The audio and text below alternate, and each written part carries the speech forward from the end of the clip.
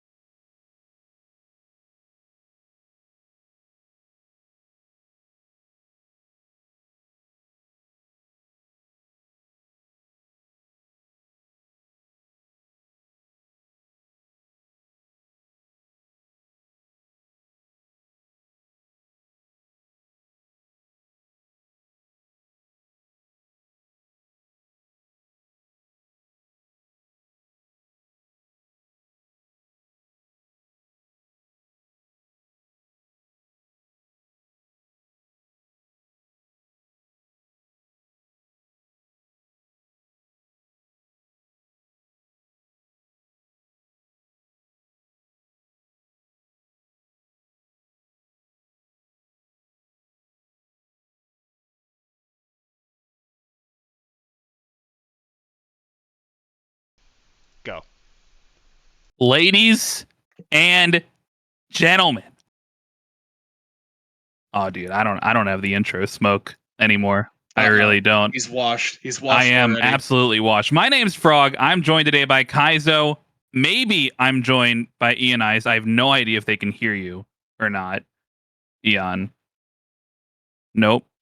He doesn't want to be a part of the stream. Hello, I am here. I am here. Hello, I am here. Okay, can the stream hear you? Is kind of what we were going. Yeah, for. they can hear me. They can. Okay, hear me. sick. It's already a TriCast. It might be a Quadcast a little bit later as we get Dimes in here potentially. He's still at work. He's driving. He's driving. He's on his way here. Realistically, though, the reason we're all gathered here today is we want to answer one simple question. One simple, meta-defining question, potentially, if you will, here in Smite Season 11. And that is, can solo lane carry a game? And I don't know the answer to that. And I also don't know that it's that simple. Is it can solo carry a game, or is it can Snaddy carry a game? Well, Snaddy, as you may well know, Frog, is built out of different material. He's assembled in an unorthodox fashion from the rest of us. He, even among his own Athens peers, definitely well and above the favorite. I think that there has not been a single tier list that has come out that has not put Snaddy at the top of it. And I'm not just talking like, this is what I generally think of all of the players. Even week-to-week individual basis, he had like a 14.0 KDA or something like that earlier in the league. So this isn't just your average run-of-the-mill solo laner that we're talking about here. He is him. Like, this is the guy. And not to glaze Snaddy too hard, but I really want to set the stage for the expectations here, because Snaddy needs to absolutely blow his opponent out of the water. Yeah, the stakes are actually I have no idea what the stakes are. Are we playing for anything? There are Is no it just stakes. pride? There are no stakes. Okay, it's just pride. It's bragging rights. That's still most of what matters in the Smite community, I feel like. So there's a lot on the line, clearly. I do want to set the stage at least for the viewers who might understand, might have heard what's going down, but what we've got here is, standard 5v5, but it's not these competitive teams that we're used to. It's not a league match. It's not even a drafted league match, really. It is on one side, Snaddy plus 4 Crete players. Crete's the lowest division in OSL. Correct. What kind of level Sounds of play is Crete? Are you asking me or are you asking Eon? Oh man, I have both answer this I have to question. choose names. Both of you play in the OSL. I've played in the OSL once upon a time. You have done that. But all of my knowledge is gone in one ear and out the other. Kaizo, what is, because there are 4 levels of play that we're going to be seeing. There is Athens, Sparta. That's going to be the solo lane matchup. The rest of the map is going to be Crete versus Delphi. Can you talk me through what level of play those 4 divisions mean? Well, I think that if I'm not mistaken, and I'm not being fed false information, Eon said that the lowest division of play is bronze to about gold, and then I would think that the second division of play, the second tier, would be gold through, I want to say, high plat or low diamond. Am I in the right ballpark? Yeah, it's about low diamond. Usually the captains that are like usually drop downs are like high, like low diamond-ish. That's kind of what it boils down to. Oh. So up to low diamond for the second tier, and then anything below that for the first tier. There's the answer to your question, Frog. Okay, so on the left side of your screen, the order side, we've got Snaddy. We've got 4 Crete players. Now keep in mind, Snaddy has chosen these individual Crete players, perhaps based on their statistics. Certainly he got members of each individual role. So he's gotten to know his team a little bit. On the other side, we have the expert, 133. That is our 1 Sparta player, our solo lane opponent for Snaddy. And he is joined by 4 Delphi players, which that's the rank 1 above Crete. So if we're just going by pure rank, pure skill or division here, in theory, every lane should have a small advantage on the chaos side in terms of skill, and then the biggest advantage, that's really the question we're out here to ask, would be for the order side in terms of solo. Because as we've mentioned, Snaddy isn't just an Athens player, which is the top OSL division. He's also a player who has played in the SEC, who has gone to LAN, who has fought on the road to Worlds, right? So I mean, it's quite a potential difference here, as you know, he goes up against the expert in the solo lane. But we're already into picks and bans here. We've got our lovely graphical screen here in front of us. It's just so iconic, you know. It's just, you know, can't beat the original. That's all I gotta say. Absolutely iconic. Couple warrior bans, tank bans coming through, in addition to Lancelot. We hate Lancelot on this stream. First couple of picks coming through, though. Nuwa, top picked for the order side, and Bacchus and Camazotz, two diving gods for the chaos side to start. And Nuwa one that it should be no surprise to anybody that she's either a top pick or a top ban right now, just because the changes to Archmage's gem, giving it so much more power, making it the second highest power item in the game, is absolutely her favorite item, so she is thrilled to bits that one got buffed. And the reason we're seeing her at all and even talking about her is because the time to kill changes made it so that health bars are significantly lower, you have less protections, so those Nuwa ults are no longer ow, that did half my HP late game. We're talking, ow, I can't fight anymore because Nuwa pressed 4 late game. And that's going to go the way of the order side and be their first pick, as you mentioned.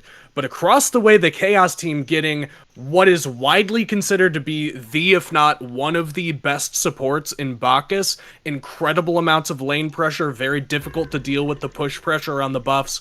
And Camazot's a character that dives very, very safely, doesn't have to worry about getting exploded on by the clay soldiers, has the opportunity to dive just about any backliner fairly safely. Some reasonable expectation set up here by the Chaos team for something that can realistically match what the Nuwa's providing the order side. I think the Nuwa top pick is just going to be really fun to see as we get towards the late game and we compare the Nuwa that should have top damage to whatever Snaddy ends up picking. That's a good point. They round out their top 3 with Sobek and Hachi, that duo lane now locked in for the order side. Question as we go forward, are we giving these teams names? Do they have names? Is it just order and chaos? Because it might names. It could potentially be on us to give them names. Give yourselves a second to think about that. Well, I'm lame, Frog, so I was just going to say KWM Crete versus KWM Sparta. What is KWM? What does KWM stand for? Kittens with Mittens. So both of the captains of each of these teams, Snaddy and Expert, they are each players from the Kittens with Mittens franchise, albeit on different teams, but this is kind of all under that same KWM banner. I also believe that most of Snaddy's team is actually from KWM Crete as well, so I might be wrong on this though, because I don't know Crete players that well, but I think there's a few that, especially Junglist Jimmy, who's been a mainstay for KWM Crete, so he is here and he's ready to fight. So what you're telling me is there's going to be a lot of cat fighting in this game. Ha ha ha ha ha. I'm not drunk enough for this, man. Can I talk about Disco? I want to talk about Disco. You absolutely can talk about Disco. So I was actually thinking, while I was yapping about Nuwa, I was thinking that Disco might be the optimal mage to pick here, because if you have to channel your resources into one person, and it's going to be your solo laner, somebody that's fighting the entire game, giving them some additional power and starting to tip the scale in favor of your team with that Discordia passive might not be the worst idea. She also got some changes to her third ability, which I'm drawing a blank on the name of, which now reduces the cooldown of her ultimate in addition to her other cooldowns as well. So Disco, not only in the meta of the meta for this particular set, very good, also starting to rise in stocks just generally in the game. All 3 picks for both sides rounded out. Top half of the draft now gone. And I got to tell you, it really took me a second to lock in. I've been questioning what these bans are that are coming through. I'm like, man, I guess the soul lane's really strong right now. They're clearly just target banning Snaddy. I don't know why that took me a second. And maybe that's my next question. Maybe that's my next question. With now 7 total solo laners taken off the board with both teams' bans, is the limited god pool for Snaddy going to be an issue potentially? I'm gonna go with no, if nothing else, because Thor is still on the table, which when we've seen Snaddy go, I need to carry this game in other interactions, like, for example, the Salt tournament previously, the Thor was one that he brought out of the pocket and played pretty consistently throughout that event. Obviously, meta's changed since then. You might see something a little bit different, but I know that Snaddy is not particularly hurting for a god pool, so I appreciate the effort to ban out whatever the 5 biggest issues the Chaos team sees might be coming their way, but I do think that at the end of the day, you're still not thrilled to load in against Snaddy on the Mulan. Yeah. Yeah, that is another pressure pick that he has managed to get his hands on. Not enough power to take away from the solo laner. The Ratatosker last pick as well.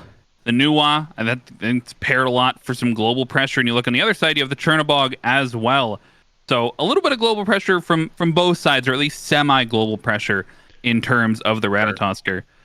I got a question that I'll hold it to the game, because I'm interested from the specifically the solo standpoint as we go through here. But speaking about the solo matchup, we took a minute for Snaddy to pick his god. Right now he's got the Mulan locked in. On the same side, they've also banned out Expert's potential god pool. So he had 8 less solo laners to choose from. Good boy. And he ends up going with Tyr. Recently buffed. Tell me about those buffs, Ian. What do you got for me? So this was actually a revert, because way back in when, so they reduced his old cooldown, right? It was 90 flat, now it goes down to 70. They nerfed it about like when Tyr was really meta, I think a couple of months ago, and then they just did it back because Tyr has not been performing that well, which is understandable. And I think this is actually a pretty okay Tyr game. They don't have one of the supports that screw him over like Ganesh or Ares, so I'm kind of happy with it. I was actually expecting Snaddy to pick Tyr, I'm gonna be honest, because I feel like Tyr is also a guy who can kind of carry on if you're playing solo. So with the Mulan matchup, it can go both ways. I think I have not played it in a while because Tyr's not been like seen that much, but I think like I still give it to Snaddy just because he's Snaddy. But it is a god that can stalemate lane as well if he just gets a few enough levels to just heal off every single way with this too, Now, I know that you are your smooth-brained solo laner over there. You Very don't really get stupid. to think a whole lot about stuff. Yes. But I don't think that Snaddy would have likely enjoyed playing the Tyr against a Bacchus and a Discordia. Those typically aren't characters I'm looking to pick Tyr into. Discordia for the long-duration cripple, Bacchus for the ease of application of anti-heal, as well as the ease of application of very effective CC, Tyr notably being affected by the max duration of things like knock-ups, but not things like roots, cripples, and other such abilities. So I think that it would have been real questionable for me if he went the Tyr, as you were mentioning, but Expert getting it, I think, as you were just saying, is a much different look. Because, like you were saying, Eon, Sobek, not the premier pick to peel off a Tyr. You're really relying pretty heavily on that charge prey in order to pluck somebody off. You can't just use the tail whip, because Tyr spends half of the game immune to knockups anyway. It's going to be pretty skill dependent for whether or not you're actually going to see Karate Boyfriend successfully getting the Expert off of the rest of the team. And that does leave him open to really kind of terrorize this backline. If you can get on top of this Nuwa, force her to ult very very defensively, then XX Seaman XX can swoop in for the kill after things that I love that name. By the way, I'm glad you like it. top tier yapper, this guy. He is top tier yap in Olympus General. I would assume any other divisional chats as well, but shout outs to XX Seaman XX. I think we have to say the full name every single time. We might have to. That's why you guys didn't know. There was a timeline where the Expert rolled up with Dr. Fat Wiener. Unfortunately, we did not get him, but there was a chance. He's in Delphi. We could have had Dr. Fat Wiener playing ADC in this game right now. Just want you guys to know what a that. missed opportunity. Yeah, truly. What a missed opportunity. I want to let the viewers know this is Ian I's first time working with the spectator here for the viewers here. So we're all going to be learning at the exact same time. I was about to Speaking turn out of, the walls. honestly, I was about to turn out the walls. Leon, you're Which gonna is- wanna swap the Hachi and the Ratatosker, otherwise they- none of your key bindings for that side are gonna be. It's Hachi Jungle, okay? Jungle Jimmy was playing ADC until you just forced him into an off roll. I'm sorry, I'm really doing my best here, but I do want to ask. I mean, we're going to talk enough about the solo lane matchup during this entire game, but the rest of the matchups across the board, as we mentioned earlier, it is Crete players versus Delphi players. So you got to think the Chaos side, on average, is going to have a little bit of a skill advantage for the other 4 roles on the map. And as you look at those 4 roles, Kaizo, are there any standout matchups that the Chaos players with a little bit extra skill might be able to take advantage of? you would have to assume that they'd be looking in the direction of the duo lane, not just because it is geographically the farthest place away from Snaddy, which would be hypothetically the biggest boon for the blue squad, but also it has the largest number of players that are, a little bit stronger in your court. We have had a 4th member of the team join us in the VC here. Dimes coming in hot from the car ride home, and right in time to see the potential solo kill as Snaddy is pushed away. Already expert under some pressure here, but Dimes, how you doing, man? Good. Breathing hard, breathing heavy. Cardio's not what I'd like it to be. Ran in from the garage, plopped my butt down. Now I'm chilling with some of my best pals in the universe. He literally sprinted from the car lane in order to get here. You can hear it in his voice. Expert just barely making it out of that scrape. And I think already in the first, sub 2 minutes here, you see Snaddy's dominance potential in this lane. But this might be a good idea. A good way to shut down the solo laner is make it a lopsided fight. If you bring the Camazotz over, XX Seaman XX could have some impact, but instead, like you said, Kaizo, the duo lane is the impact, but it's the other way around. Jungle Jimmy with the early gank, and Snaddy and friends are on the board first. And shoutouts to Shady Psycho. They got that first blood before the jungler even gets there. Jungle Jimmy was on the rotation, but hadn't quite yet arrived by the time that kill goes down. So they do clean up not just 1, but 2, and now it's 1 more under the tower, potentially for the red squad, but Seaman can't quite find that last shot, and it will be Ice the Cool barely limping their way out. And Frog, this is potentially disastrous for the red squad, because I was just saying you want to get Bo the Farmer, you want to get Reaper ahead, because Dimes, in case you weren't aware, this is a lopsided matchup where the solo laner should be better for the blue squad, but everybody else should be better for the red squad, and it's not looking good for the red team. Yeah. That's a tough one, too, on the left-hand side there, as I'm going to just run over the best caster in the business here. That's a hard-hitting duo lane right there. You got the Sobek and the Hachiman. That's a lot of ability damage coming out right out of the gate. And then you have a high-scaling Ratatasker as well, picking up that second kill. So he's going to have a hard time getting deep now on that Camazotz. And on top of that, Jungle Jimmy, he gets the gank on the left-hand side, gets some kills for his team, and also is there to help out with the invade, to help out Snaddy further. As both junglers now making an appearance. I'm not sure Jungle Jimmy wants the smoke there up against an early game Camazotz. I do also want to throw out, this is the first time I've ever been in a call with 4 other people, or 3 other people, I suppose, doing a cast. So we're kind of just going to wing it. And have quite a bit of fun. And so, Dimes, I'll throw it to you. You have potentially the most knowledge of this game in the call. Where do you want to go on the map at the moment? Like, what catches your eye when you take a look at the game state and maybe some of these first couple of items? Sure. Well, the first thing that pops into my mind is mobility, right? Who has the least amount of it? And automatically on the left-hand side, my eyes kind of gravitate toward the Nuwa. You really only have that ultimate, get up in the sky, kind of a get out of jail free card.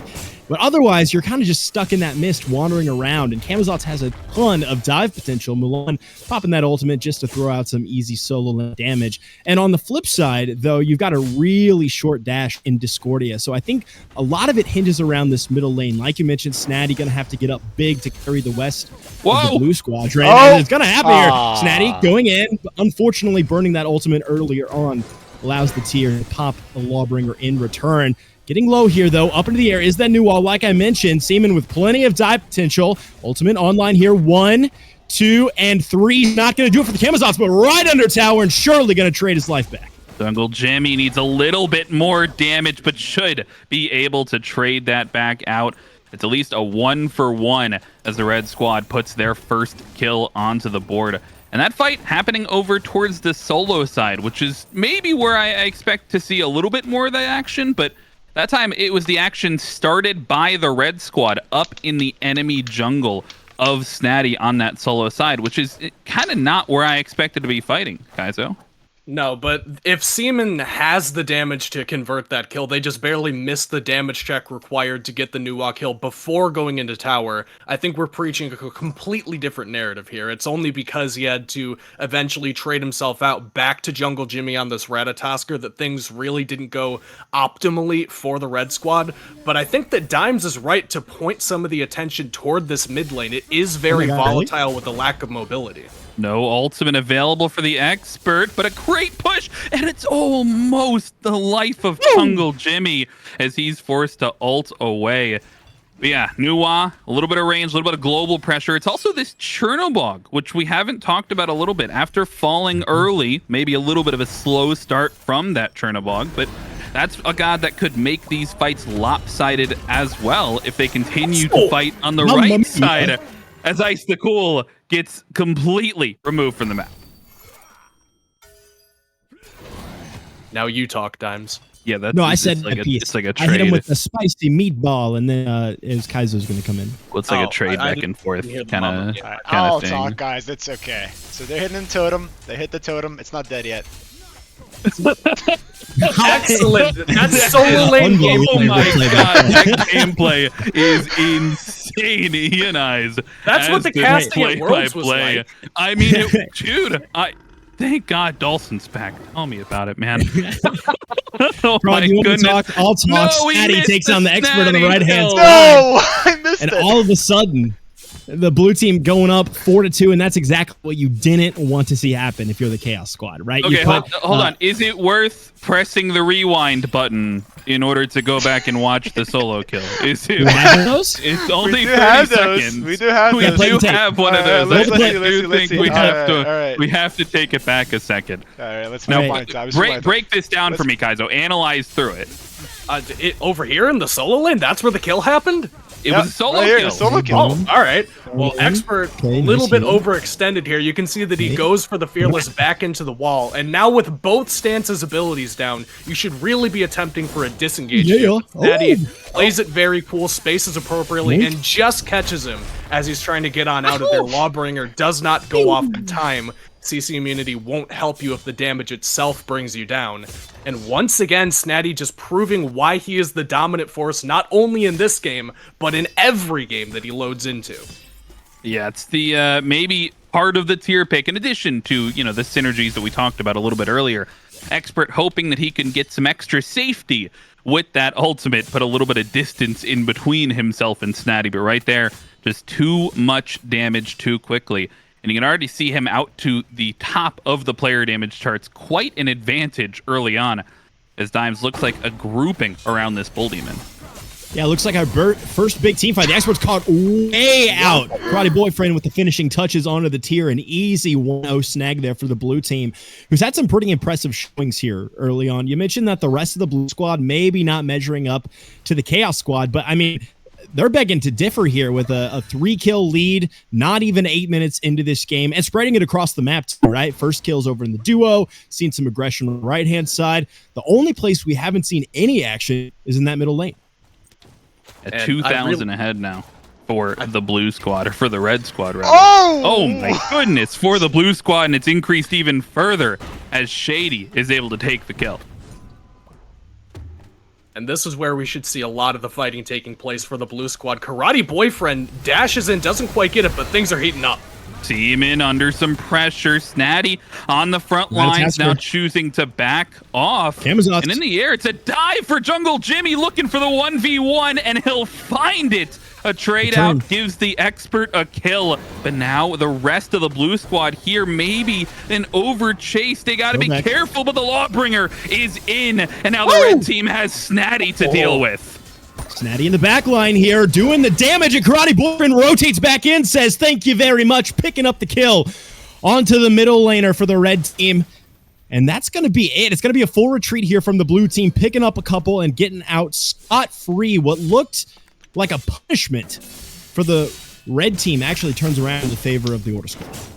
And perhaps lost in translation there, that fight taking place over the Bull Demon King, the somewhat new objective to the Battleground of the Gods. And you can tell that because as soon as that fight takes place and really starts to fizzle out at the end there, Karate Boyfriend pings the map and sees where all the red vision is at. Look at all the blue vision that they have around the right side of the jungle, really making sure that they keep Snaddy safe. And red team does not get that luxury. All of the wards that they have placed, except for one over there on the left side of the map, has been wiped out by the opposing team, meaning that every time that Expert steps up to the wave for the next couple of minutes, he has to be wondering, is that Ratatosker nearby? They've been playing pretty heavily on this side of the map, really trying to make sure that Snaddy is feeling comfortable, patting his bottom, making sure he's got that powder on it, and now he's in a very comfortable position here to start transitioning toward other major objectives on the map.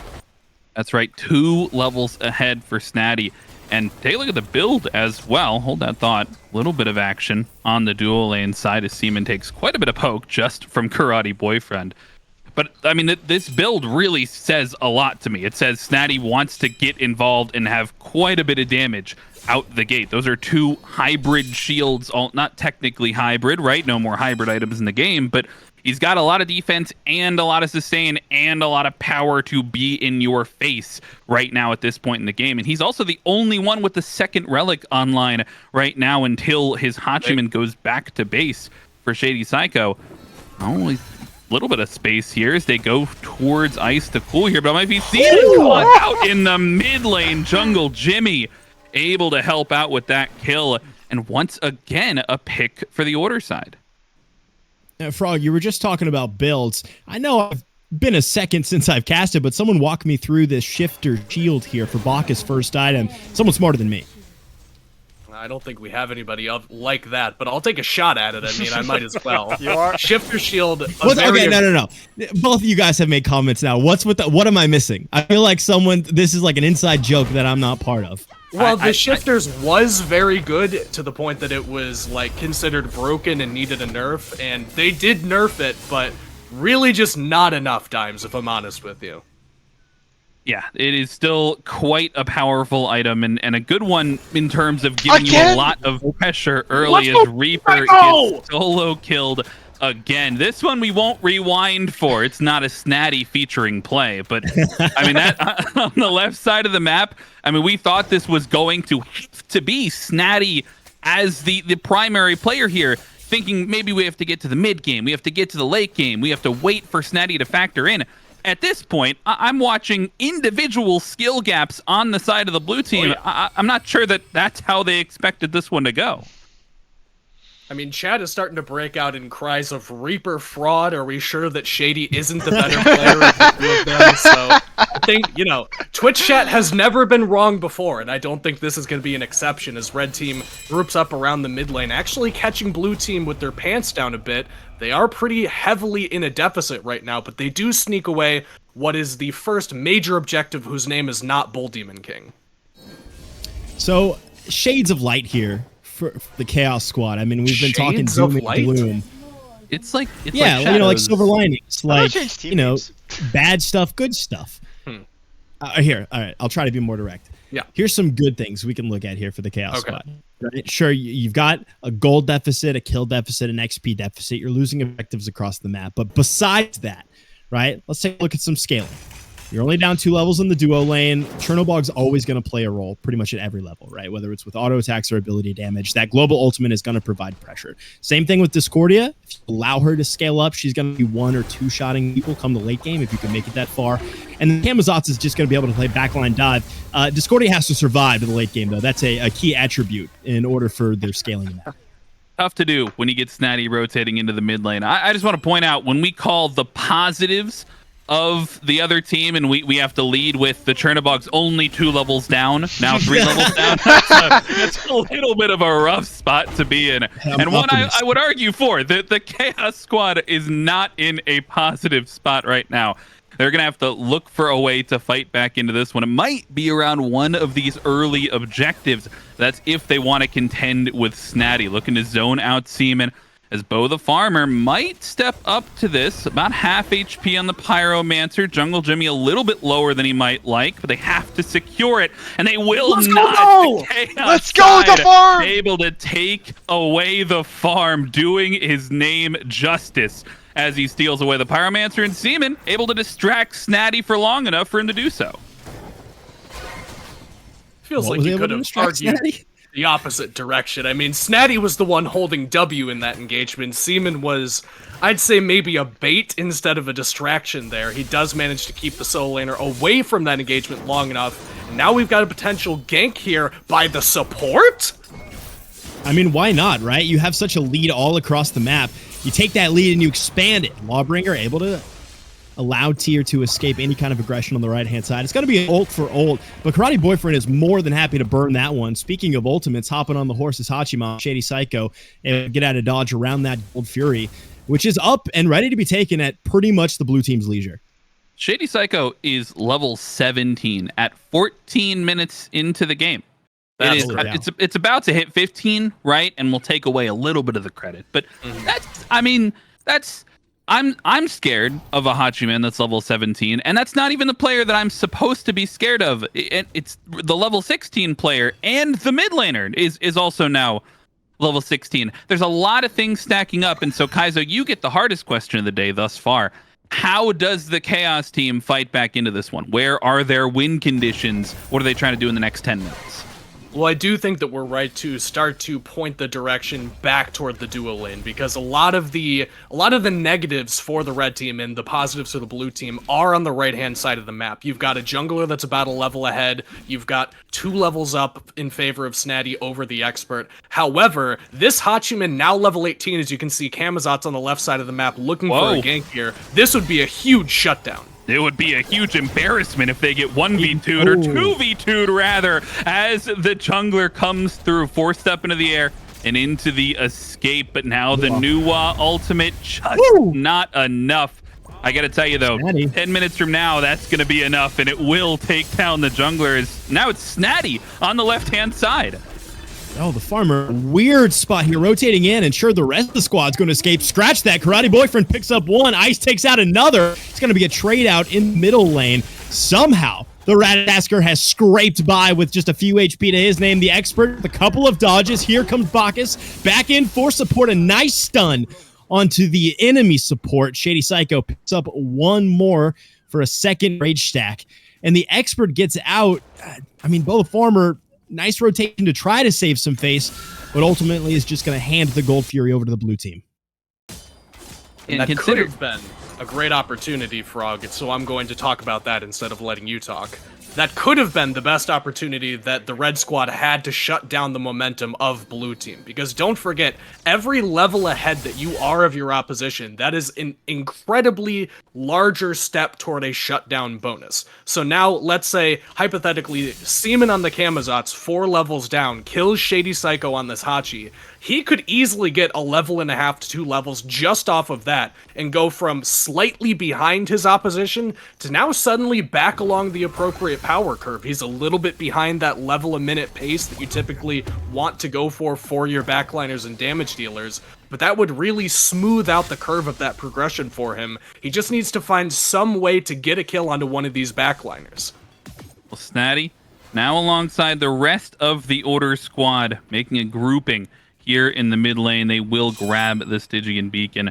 And it's actually now time to push their lead as far as they've been doing it the entirety of the game, right? Almost 1 kill a minute at this point. They've gotten the relevant objectives. Pyromancer now spawning, so they'll have a chance to get that one again. But now maybe it's an opportunity to push some of the larger objectives. Maybe not Fire Giant quite yet, but these towers on the map, baiting the Chaos team. The last thing you want to do is let these guys scale back into the game as Expert blinks in. Few relics down here for the blue team. Doesn't matter though. The expert immediately falls, and the blue squad says thank you very much as the pyromancer's falling low. They secure that one. O is in a tough spot. Nice belly flop over the wall to get the support out of dodge. A little bit of damage over the wall as well from the Discordia. Only dropping one there. You know, I'm going to chalk that up for a win, right? The expert going in maybe a little bit too early, trying to defend an angle on that pyro. Doesn't find it. Only fall. I mean, 1 in 3 level 16, like, at some point it's diminishing returns, right? Like your death isn't worth enough for it to matter. You might as well try to contest a little bit. Yeah, you really can't just give them an inch at this point because they will take several miles, up about 7,000 gold here. This is when your mistakes really start to add up and really start to matter. A mispositioned death in the early to mid game won't cost you anything more than maybe a Gold Fury, maybe a tower somewhere. But now around the 20-minute mark, I mean, Shady Psycho on this Hachi now level 20, could go back and finish that starter at any point if he's got the gold for it. You could realistically be looking at losing out on a Phoenix, a Fire Giant, something much more extravagant if you make a larger scale mistake, which is bad news for the red team, but it's also potential bad news for the blue squad. They've been playing very confidently, very aggressively. They've been accustomed to having the lead. If they get to level 20 and no longer have any more scaling to go, they might play too aggressive. A little bit of an ambush onto Snaddy. Here's the 1v2, and they are not slowing down. They'll be forced to stop in front of the tier 1 tower. Snaddy just too darn tanky at this stage of the game for a gank attempt on that right side. And maybe that is news to the red team, right? Because you got to think something has to click after that attempt. You go over, you try, you dump everything you can except the Camazot's ult into this soul laner. Snaddy literally left and still had full HP, half HP rather, and got the safety under his tier 1 tower as a blink and a little bit of a standstill there from the expert. Good on him to continue to try and make plays. You know, it's good that they haven't lost the motivation here in the mid game, but they're maybe going to have to pick their spots a little bit better. Speaking of picking spots, the experts had this bomb in inventory for like 10 minutes. I mean, where are we putting it? Are we saving it for the next Gold Fury, for taking out a tower? Like, I mean, I know it's kind of silly to mention it, but we've gotten to the point where the red team's like, okay, what do we have? Like, what do we have that could secure us any kind of an advantage on the map? And honestly, between items, gods on the map, etc., that pyro bomb, kind of a big one for the red squad. It is, and you'd really love to throw that down around a contested Fire Giant because, again, you can't give up everything to the blue team, right? You have to put your foot down at some point. Fire Giant could be the place to go for that, or otherwise we're really looking at a split push opportunity, perhaps sending Seaman and Expert together to split the map at some point while the rest of the blue team is occupied. Doing a little bit of that here, but it looks like Snaddy has sniffed them out, so they will escape into the right side of the jungle. But I think, Frog, this might just be leading the blue team straight to the objective that they should be going for next. Yeah, it looks like they tried to take advantage of some of the blue team's positioning there, maybe take down a tower, and they may just get this tier 1 on the right-hand side. But that triple back, all 3 red players backing at the same exact time. Now it's only going to be Expert and the Chernobog here in time. Reaper, they're going to try and steal this away. The bomb goes down. The blue team secures it, though. And now they're looking for kills after the fact. Reaper trying to stay alive, but it's both tanks in front that distract. Jungle Jimmy takes one. Bo the Farmer in the grave as well. And the blue team is surging forward. Seaman flapping away here to safety, able to successfully escape the fight. Jungle Jimmy turning it right back around to the Discordia. Aegis down, 1 flurry away. Jungle Jimmy is electing to give this one up. Question mark? No, a blink in. Final shot. DG goes down to the Jungle X Jimmy. And meanwhile, blue team still on the aggressive here on the right-hand side, looking at that tier 2 and probably a little bit more. Do still have 2 health bars from the red squad able to step up and contest, but they are so strong on this right-hand side. I'm not sure that Expert... He's going for it! He's going for it. A 3-man Lawbringer and a 2-man push delays the Phoenix just long enough for his team to get there, and that might be a bird-saving play from the tiers. He slows things down, forces the blue team to back off a little bit. That being said, as much as they wanted the bird, there's still a lot of stuff up on the map for them to use this fire giant for. I didn't expect the expert to go in there, but a 3-man Lawbringer over the top, or Lawbringer. Yeah, I know my abilities. Lawbringer over the top. You got it. With that stun, thank you so. I'm trying to shake off rust. it started with me sprinting in from the garage, right? So I'm already out of breath. I'm also trying to spray my body with WD-40, try to clear some of the, try to oil the hinges, as it were, and jumping in immediately to a 4-man cast here. It's just a bit overwhelming. It's just nice to be here. Yeah, I mean, speaking of 4-man cast, let's get some thoughts from Eon, who's been quietly in the background spectating through all this. Eon, you've really had the first person view of everything that's going on the screen. I mean, what are your thoughts about where the Chaos team is and maybe how they could potentially make it back into this game? Well, I think it just comes down to a good base defense at this point, because I mean, I feel like if you ever fight outside of your own space, whether it be your tower, your bird, you're gonna lose, right? Unless you can catch someone who's by themselves. I feel like their best bet is to hope for another The Expert patented 3-man tier ults and just fall off of that with a big disco strife and hopefully one-shot someone for them to get to use their relics, right? But I don't know. It's looking pretty grim. Initially, it was supposed to be, the way this game was supposed to go was that the red team would just win everywhere else, but that didn't happen. So the red team is just down quite horrendously. Yeah, the initial plan perhaps not coming to form for the Chaos side, but they do choose to bring a little bit of action. It's Snaddy on the front lines. Reaper forced into the relics, now utilizing the dash to try and stay alive. Looks like he's done so for now. And Seaman, he's got the focus of Jungle Jimmy, but it's the left bird that's got most of the focus of the blue squad. Now half HP, carries forced away, and it's the rest of Snaddy's friends that push down, take the Phoenix. But now the red team on the re-engage, and they might be finding some kills here. Red team's got to be careful here. Blue team is still extremely powerful, as proven. Snaddy picks up one. Seaman turns it right back around. Still in the chase here. Snaddy not quite as tanky as he was earlier in this game. It's a 3v3. A Blinken expert. Nice. Fearless. Reaper picks a kill on a Karate Boyfriend. Somehow, the Camazot's making it out. Scratch that. Snaddy finds the final shot. It's a 3-4-2. And, to be fair, silver lining, that was a hell of a defense there in the red team. It was, and I think that they took their opportunity when they had it, because if you watch the map when that interaction was taking place, they didn't quite have Shady Psycho there yet. Blinken from Snaddy here might be the end of Expert. We'll watch that in the background. Shady Psycho was not quite there at that engagement before the red team engaged. That's why Expert goes in when he did. It looked like they might have been a little bit too far forward. They were fighting in the tower as opposed to in the Phoenix. But the idea was that they had the numbers advantage. Seaman had a great flank taking place, albeit on ward coverage. They knew he was there. But that doesn't stop him from dealing the damage. It doesn't prevent him from being in the right spot. It's just unfortunate that they couldn't quite convert that in a way that was meaningful enough that they used their advantage to their benefit. By the time that fight really started to boil down, Shady Psycho made it into it, and DG just could not find an angle in. He was a little bit awkwardly off to the mid lane, a little bit too close to Seaman, a little bit too far away from Reaper. That means that what should have been a good numbers advantage for the red team actually boiled down to just about an even fight, and we saw how that one went. Blue team is still very comfortable taking an even fight. Yeah, even on that re-engage, Snaddy able to come away with 2 kills of his own.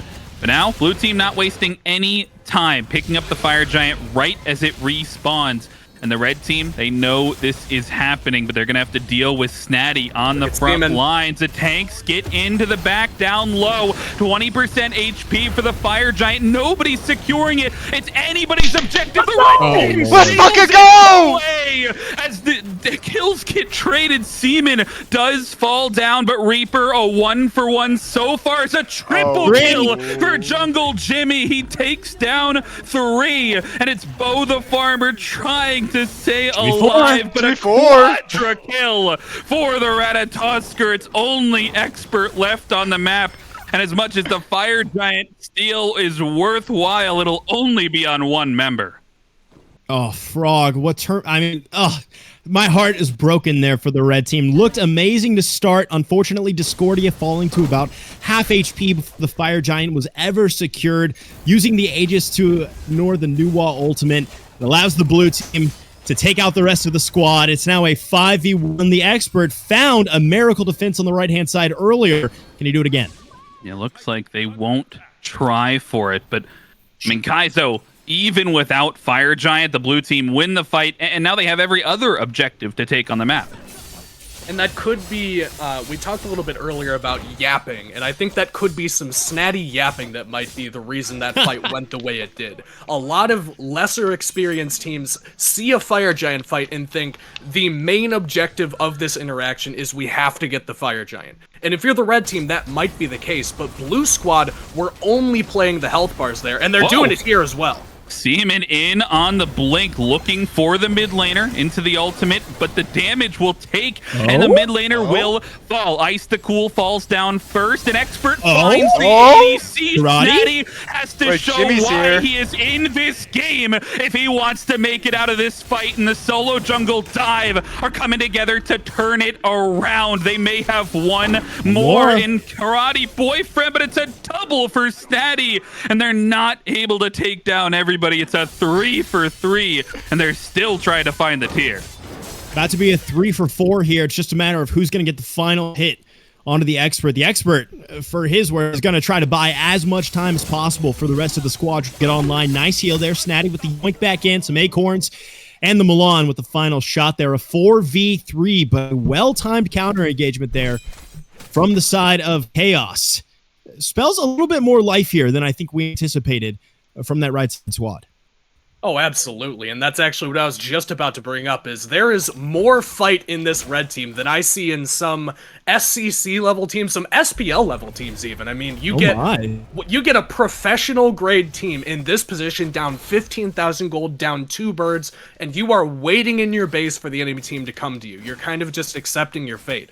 Expert and the red squad are not deterred by the deficit. They saw that they still had a potential opportunity, and they tried to capitalize on it there. Seaman leading the charge made that a little bit awkward for the rest of the squad to get involved and really get involved in that fight before it fizzled out, but they are still fighting tooth and nail for every inch of this map. They were at the Fire Giant, they were at the Gold Fury, and with the way that their Phoenix defenses have gone so far, led by those Expert Lawbringers over the top, I mean, we are still in a realistic world where Red Team can still win this game. We are one good shutdown kill on Snaddy and one misstep from either one of these two blue team backliners away from the red team just taking control of this game and really pushing things in the opposite direction.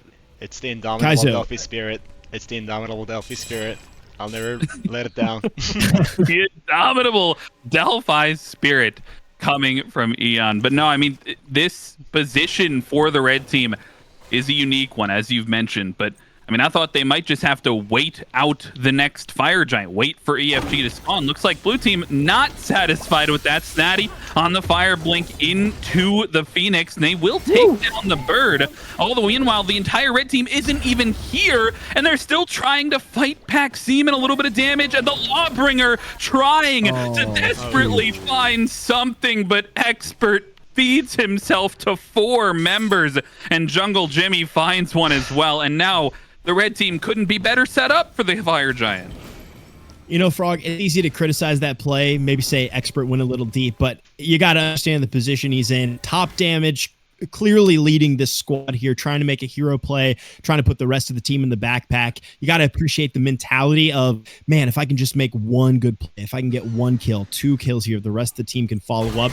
So while, yeah, the Expert technically went a little deep, you appreciate the mindset.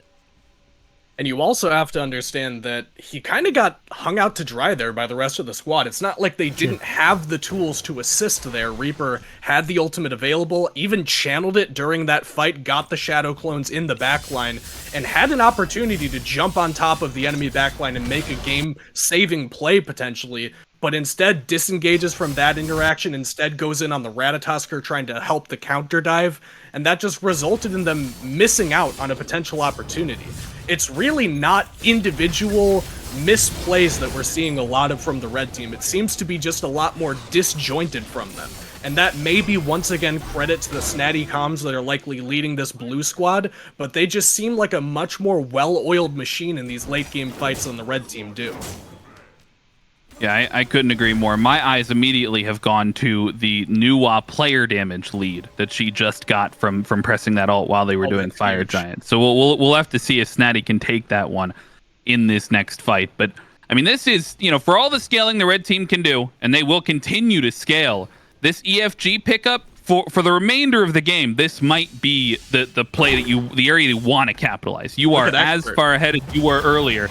And now they've separated. Snaddy's over in the mid lane while the red team trying to start a fight on the left side, but he's behind 4 of them now as he finds the engage. 3 Phoenix is looking to come down, but Reaper finds Jimmy on the back side. It's Snaddy maybe in the middle of 4. He's got to be careful. They might have the damage for the shutdown. He makes it out alive, and the Titan now at half HP to the Chaos side.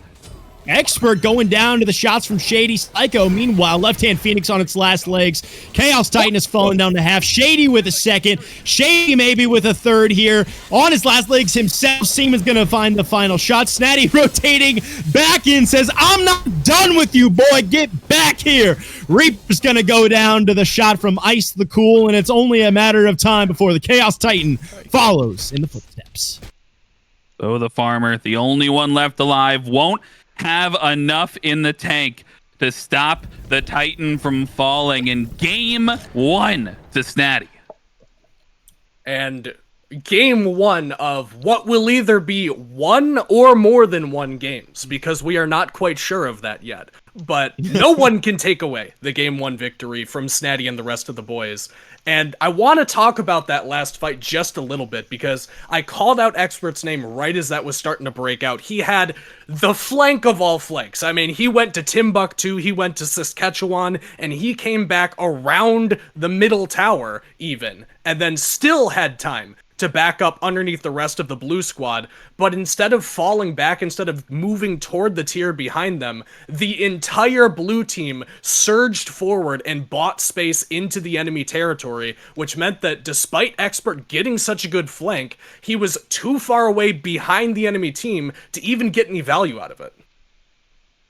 I do want to toss out some members of the chat here talking a little bit, right? And make sure as we talk about a potential of a second game, there's a lot of talk in the chat. I see one individual in this call even perhaps that saying Reaper on fraud watch. I don't know if that conclusion is shared by the rest of the chat. There's another chat member that says remake the lobby with the junglers swapped and the ADCs swapped to potentially put on a fair match.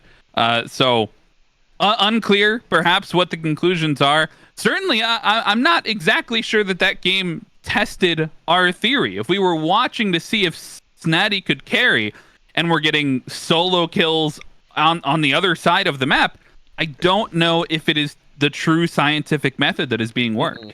No, I mean, if you really look at the way things shook down, he didn't even have top player damage. Like, he must not be as good as we're all talking about if he can't even get top player damage in a lobby like this that's supposed to be with players below his skill level. I mean, look at that. He got blown out of the water by Ice the Cool. We're talking a full almost 400 damage ahead of Snaddy in that game.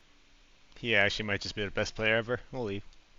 Ice the Cool for Athens? Ice the Cool one. I think he's moving up right now, actually. Oh wait, yeah. I seen his transaction. He's now in KWM Athens. They finally have a sub, guys. It's done. Congratulations to KWM Athens. He's been dragged up several tiers in the server just for that one game. As he plays the new one, presses 4.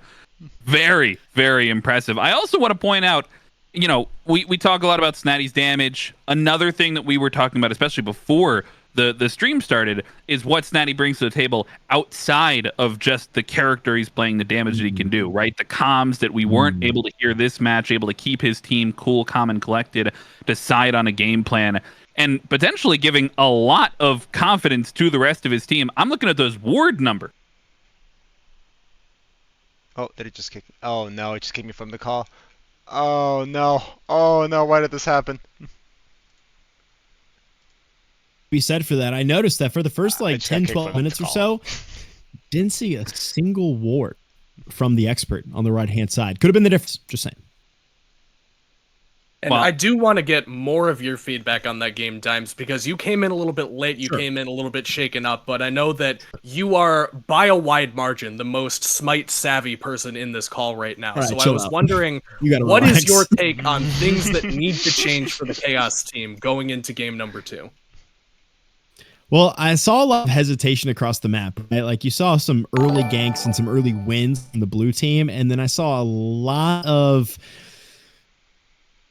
skepticism, I think, from the red side for challenging towers, pushing waves, challenging different objectives. It really felt like once the blue team hit the gas pedal, they didn't really let off of it, and the red team didn't do anything to disrupt that rhythm. So I'd like to see a little bit more of that disruption, right? Maybe make a play on one side with really staggered numbers, right? So maybe a 3-person gang into solo lane or into duo lane, or really take a fight that okay, we're guaranteed to win, and maybe get the ball rolling on our side, get a numbers advantage, maybe grab an objective, maybe even just grab a mid camp, right? Something contested, and then start spiraling from there. But once the blue team had the hand around the throat of the red team didn't really respond in any way to break up that momentum.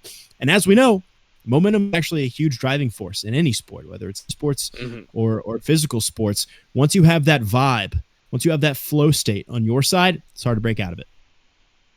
And Frog, I'm gonna cut you off here because I'm getting breaking news that we do actually have, assuming I can get him in here, we've got the expert, the team captain for the Chaos team, on standby here to do an impromptu interview. Oh no! I'm gonna go ahead and pull him into call right now. Oh, absolutely. I know that you have a lot of questions for the expert, so everybody say a big welcome to the expert who is now here on the call with us. Hi. Expert, thank you so much for joining us. Thank you so much for joining us on such short notice. The first question that I have to ask off the bat, will there be a game 2? Yes. There will be a game 2. That's We're in the lobby right now. in the lobby right now. So this is not only an interview, it's a mid-game interview. In that case, I mean, we'll ask Dimes, or I'm sorry, we'll ask the expert just what we just asked Dimes. You know, we're over here trying to predict what you guys are going to try and change on the Chaos side of things. What is your mindset going into game 2? What are you looking to address? Well, first we need to address. So I'm the one playing against the SEC player. My ADC can't be getting soloed by the team. It can't happen. Multiple times, dude. But it's very important to us that we get that Nuwa out of there. That was the worst thing of all time. Turns out they can press 4 at any level. Shocking. It was shocking. Yeah. Press for it any level is a fantastic quote. I think I should not be like, mid-set coaching, but I think you guys don't ban his solo units because whatever Snaddy picks, he's gonna win, right? That was silly of us. Yeah, just ban every other god. Yeah, was in fear of that, but yeah, just ban every other god. Like, yeah, that's the plan. We're gonna be targeting out the Jimmys and the Ice, the coolest in the world now. Now, here's maybe a question long term after game 2, right? Because a lot of those patterns that we saw in game number 1, I'm looking at really the jungle matchup, the ADC matchup as potential issues for the team going forward, despite being separated by tiers of OSL leagues. This is something that you guys, your teammates, are gonna have to look to step it up for game number 2. And so I'll ask you straight up. If Reaper gets soloed in game 2, I mean, are you sending him down a division? Yeah, I mean, not a doubt in my mind. Damn! Immediate! I'm friends with people who own his org. I just don't think it'll go on. I think He's he like, will. I got the connections, brother. For clarification, Reaper is my captain for my Delphi team. I just want everyone to know that. I am in live watching my Delphi captain just get absolutely dog Yeah, walked. bro. He might be Man, awful, but that's no excuse. Damn it, you said that he was on fraud watch. He could bench you. I might as well, honestly. I mean, the trade deadline's almost already over, so I can't trade him anymore. So we'll figure out something else. I would just stick him on the bench at this point. Yeah. Damn, incoming Twitch chatter. We're watching him get reaped. Maybe he should change his name. Oh, that's big. That's actually big. big. Oh man, That's dangerous too. That is a there's a dangerous mistake quote. you could make there. Well, Expert, we're now delaying the start of game 2. I don't want to take up too much of your time. I gotta back my boys. I've got one final quick question that Dimes has been holding on to. And Dimes is gonna ask you that. Oh yeah, for real. He's gonna ask you okay, all right, yeah. No, it's been burning a hole in my mind. First 12 minutes of the game, 0 awards. What's up with that, brother? So that's not changing. I'm not warding my comp set. I'm not warding my casual. Yes, I'm warding that's my boy right there. Wars lose games. That ain't changing. Not warding here either. Well, I love the confidence, Expert. Best of luck in game number 2, and we'll see you at the end of that one as well. All right, thank you. And incoming now we immediately have by the team captain for the other team, for the winning team, we have the God King himself, Mr. Snaddy. What's up, man? How are you? We're doing fantastic. We're having a great time in this call, watching you guys play the game, and frankly, watching your team dominate game number 1. Now, this one I actually have experience with. I've interviewed you before in person, Snaddy. If you recall. Yeah, I was nervous. Oh my gosh, yeah. Well, this time I'm nervous. I'm in front of the king. You're mid laner. Ice the Cool 1, top damage in that game. I mean, how does it feel to get carried? Oh, it was great. I mean, I'm glad he followed the picks, because that was all. He gets on the good pick. He carries me. I'm happy with that. Yeah, I mean that is quite the difference maker. In all seriousness, you keeping your team calm, cool, and collected. Obviously, we couldn't hear the comms during that game, but I have to imagine you're bringing the impact, trying to force your team to be a little bit more decisive, push towards those objectives. What went right in game number 1, and how are you looking to keep that momentum going forward into game number 2? So a lot of it is a lot of kind of players, as they're improving, the biggest issue that they make is they overfight. So the biggest thing that I'm instilling is let's underfight. The objectives are what we fight for. We do not fight for kills. If we get kills because of objectives, great. So I'm saying let's go for BDKs. Let's go for some of these things. Sometimes we chased a little bit too far, but the biggest thing is we're stronger as 5. Let's group back together. Anybody who dives us will kill as a collective. So let's continue to play safe, make sure we have vision out for our side lanes. And any single time, let's say the Camazotz goes over to duo side, let's do BDK. And as long as Hachi lives on that duo side, or vice versa, we're always going to get ahead. So we just have to stay alive.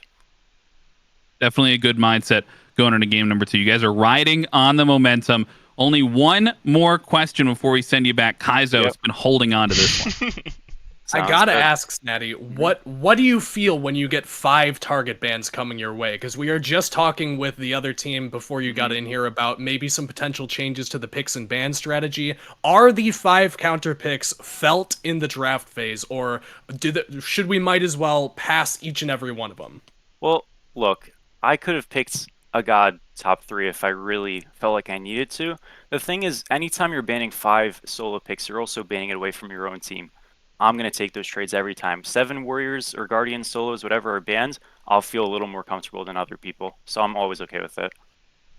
Wow, so confidence in the Zero was right there. That is always a pleasure to talk to you, Snaddy. Absolutely. Wish you the best of luck in game number 2. We'll send you back to your squad. It. Sounds good. Thank you. Always fun to talk to the boys. Talking to the solo lane matchup right there. And I got to tell you, I mean, we heard a lot of confidence from Snaddy. I didn't feel a lack of confidence from Expert in that one. Like, I think they are definitely going to be coming into game 2 trying to put this one back on even footing, maybe even sending us to a game 3.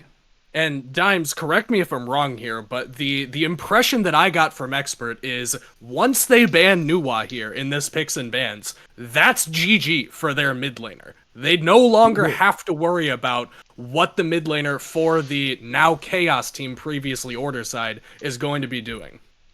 Right, it was either banning Nuwa or removing the 4 key from the keyboard, and I think they took that first option, and they got it out of the hands. And now, I mean, that Order side, now Chaos Squad mid laner is going to have to actually hit an ult. It's going to be, whether that's he hit every single ult last game, then. You know right, what? With 100% success rate, and that might be a thing, but whether it's, a Kraken or a Soul ult or a Vulcan cannon or whatever it is, now there's going to have to be some skill involved, and depending on the accuracy of the mid laner might go the way of the Expert squad. I do want to remind fans at home that Vulcan Cannon is an auto-target ability and does not require any skill whatsoever. Why But are you giving them ideas? Ultimate. perhaps that's what they should be banning. Vulcan has an auto-hit ability. Neath has an auto-hit ability. I mean, you heard it from Expert. The gods that can be hit at any level, right? I mean, you got to be relying on the level of play here. And so potentially trying to force the enemy team into some picks that are a little bit more skill intensive, or picking them for yourself where you have that advantage in theory, that might be the way to go. Instead, they choose to continue to try and ban Snaddy out. I don't know if that's really the way to go. They clearly didn't listen to Ianized advice. Well, I do think Ama and Cthulhu are justified bans, because I feel like Ama, if he were to get that guy, I feel like that would actually make it impossible for them to ever kill him too, and also he would just kill their entire team. Because in Mulan, right, like, I mean, she's gonna kill your backline, but at least she is a bit easier to lock on than Amaterasu, who can literally be untouchable, right? And Cthulhu, we all know what Cthulhu does. He just wins you a team fight by pressing a single button, right? Yeah, potential to dominate a team fight at that stage of the game. On this one, though, notably, we switched up the picks. We mentioned that. Kaizo talked about that as we loaded in. And now the previously Chaos side, we don't have team names now, so it's just the Order side, has the Expert and the Delphi players. They get that first pick slot. They choose not to take away a Snaddy pick. They did ban the Nuwa, but it's the other impactful pick that they choose to go towards. They take away the Ratatosker from Jungle Jimmy. Yeah, and I like that one a lot. I like that direction, but I'm really curious what Dimes wants to say about that. Well, actually, no, I was about to say I like that a lot, but I'm super curious what Kaizo had in mind for the counter pick. Oh, see, I was actually just about to say that I was going to throw that one over to Eon, because I am pretty interested what he has to say about these first couple of picks here. Well, I'm not the best knower of the duel lane, so I would like to ask Frog what he thinks about these picks. I mean, look, I think we all know in this call that the Smite Knowledge Award trophy goes to Dimes, so I think I have to throw it back to Dimes in order to understand, fully break down these top 3 picks in the draft. Yeah, give us the deep dive here, like not the surface level stuff that just anybody would know. What's the real core of what we're seeing in this pick? Every single ability name there is between these 3 characters. I mean, Dimes, I interviewed pros at the SPL level. They were constantly bringing up your name in the talks of how they wanted to play the game, how they were defining the meta. You should be the person to be able to break this one down. And I normally would be perfectly suited for that, but I can't think of anyone better to do it than our surprise special guest coming in hot straight from Alpharetta, Georgia. It's Trelly. Hi guys, it's me, Trelly Relly. Oh my gosh, it's Trelly too! Oh my god. I cast Smite. That sounds exactly. It must be him. That's exactly how I play Joust. Uncanny. Well, it sounds like Trelly really has to go back to his TFT grind, because as everybody's aware, he and Bobby and the rest of the gang are involved in that boot camp and playing in that TFT tournament. So I will go ahead and take control of the helm here and talk about this Ratatosker pick. Even though I may be the least qualified to do so, I can at least point out the fact that Seaman definitely wants to take this one away from Jungle Jimmy, because Jungle Jimmy looked very comfortable on the Ratatosker, and it just didn't look like Seaman quite got the same impact out of the Camazotz that he was looking for. Whereas something like the Ratatosker, not only does it make it so that he's in position a lot more quickly, but he also has a much more convincing all-in, and some very relevant crowd control as well in the kit. Camazotz has to get ahead in order to make a difference, because his kit is exclusively damage. Whereas Ratatosker, with so much mobility, with so much crowd control, even if he does end up a little bit behind, he still does get some pretty decent success out of the kit. Yeah, potential for that pick to make some impact here, as I didn't hear a single word that you said. But as we go through the top 3 picks in the draft for each of these teams here, notably, Dual Lane still picked up in the top 3 for the Order side. This time, not Dual Lane. Never mind, it is the Dual Lane. That's an Ishtar. So it's Ishtar Bacchus versus the Hachiman Geb. And Hachiman, once again, that was the god doing a lot of the soloing. And now you give it over to Reaper, so he picks the god that was giving him a lot of trouble last game, and it's Shady Psycho that goes on to the Ishtar. I'm sure that's going to be some focus for us as we look to see if the dual lane matchup remains as volatile as it was in game 1. I'm liking what I'm seeing so far. You got the Geb shot. I was just about to say I would love to see some more dive on this composition, right? Ratatasker is going to get in deep. Geb's going to be able to follow up. Hachimen can get away with his own peel, no problem there. So I love this Ravana pickup because whether it's Ratatasker, whether it's the Ravana, whoever this mid laner is going to be, you're going to be able to dive deep, right? Ishtar, you catch the dash and there's not much mobility there. The Tsukiyomi is going to be really damage heavy, so you can lock him down as well. So no matter who's diving on the side of the order team, Bo's just going to tag team within and make sure they pick up the kill in the back line and then rely on the rest of the team to have the mobility or survivability to escape the counter dive. And if you want to dive, I do think that they are going in the right direction here with the Baba Yaga pick. There's not a lot of characters in the game that can reliably get backline damage off from the mid lane role, but Baba Yaga does fit that bill pretty comfortably. That home sweet home has a very long range, gives her that health shield, gives her a little bit of movement speed to get the job done, and can pretty convincingly drop some very noticeable damage in the backline when this Ratatasker and when this Raven are getting going. I do have questions for who would be the solo laner among those two assassins. Dimes, I'm going to toss that one over to you because, I mean, to a mere mortal like me, I can't really tell the difference between them. Sure. Can you reiterate the question? Yeah. So who do we think that the solo laner will be between the Ratatasker, who is an assassin, and the Raven, who is also an assassin? Based on the way that Seaman was playing at Kemazot's in the last game, you got to put Ratatasker back in their hands. I think it's going to be a similar play style where you're diving in the back line and then either using the ultimate as an initiate or a quick escape button, and then you put the Raven on the expert, who we saw some wonderful things, some great playmaking ability out of the tier. I think Raven has a little bit more of that widespread team fight, single play potential, as there's some interesting reactions there from the Peanut Gallery on that campaign. Yeah, Peanut Gallery. What are we knowing here, Mr. Ianized? Well, I've seen a Camazot's locked in by Snaddy, and all I can say is that is one of those gods you pick in solo if you're in a ranked game and really want to win.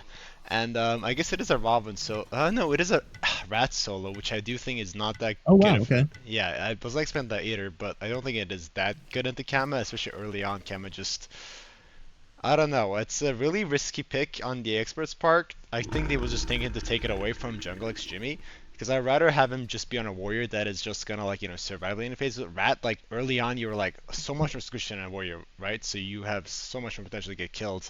So he's gonna have to play this lane really carefully. And with Snaddy being on a pick like Camazot's, all I can say is oh no, because he's just going to be unkillable. That's all he's going to be. I mean, in the first 2 minutes of game number 1, we saw Snaddy get a solo kill. I feel like 3 separate times. It came very close as the expert fell below 10% health.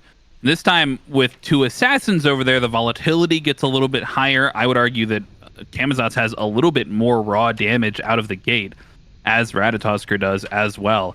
But it's a little bit of an interesting dynamic as well, since we've seen both these gods before. Last game, it was on swapped teams, and it was the jungle matchup. This time, it is on the lane that potentially we have the most focus towards, and Snaddy and the expert have the same jungle matchup as last game. Notably, one has a little bit of global pressure, one maybe has a little bit more raw fight potential.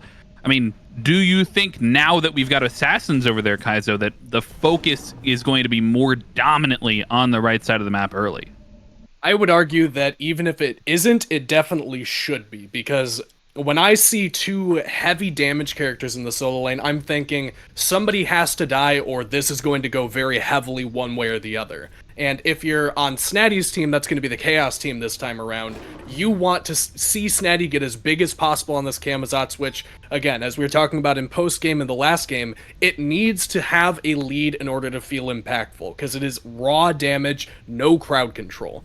Whereas the expert has a completely different objective in mind for this game. He has the character that scales a little bit better into the late game, isn't quite as strong in the early game, and has significantly more movement capability and possibility to rotate the map with that through the Cosmos ultimate.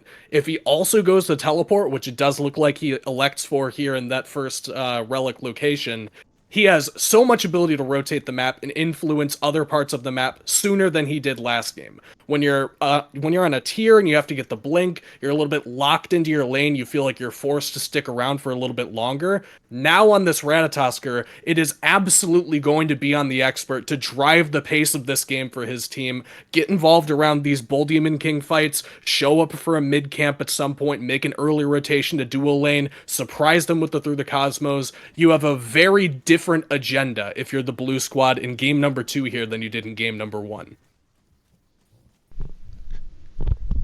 I also would like to point out a little bit of insider information on the side of Okay. on the side of Oh, the hit me. team. All right. So before this all started, I was playing some couch with my friends, which included Seaman, and I do believe Seaman is 4 drinks in, maybe 5, depends on if he continues or not. Yeah. Currently. So Well, I mean, think- and that was at the point you were playing with him. He could be Yes. 6 or 7 drinks in Yes, at yes. this point. Yeah. So I do want everyone to keep that in mind about Seaman's gameplay, but I don't think it has shown yet. But that is an information I do possess. Well, Wow. this could go one of 2 ways, right? Well, it's certainly going to affect the money line. So if you've got change on this, be sure to adjust your expectations. I know I have. I've already called my bookie. I've already switched things up. But there's one of 2 ways this can go based on personal experience. Either they're going to get nice and loose and play a little bit more carefree, and that always opens things up, or they're going to play sloppy. And I think the only way to know is time. Right, so by 10 minutes, we're gonna know if the BAC going up equates in skill going up. Because there are some games where that does actually help you. Like, I can think of Cornhole is one where having that right amount of blood absolutely. alcohol content definitely helps you out.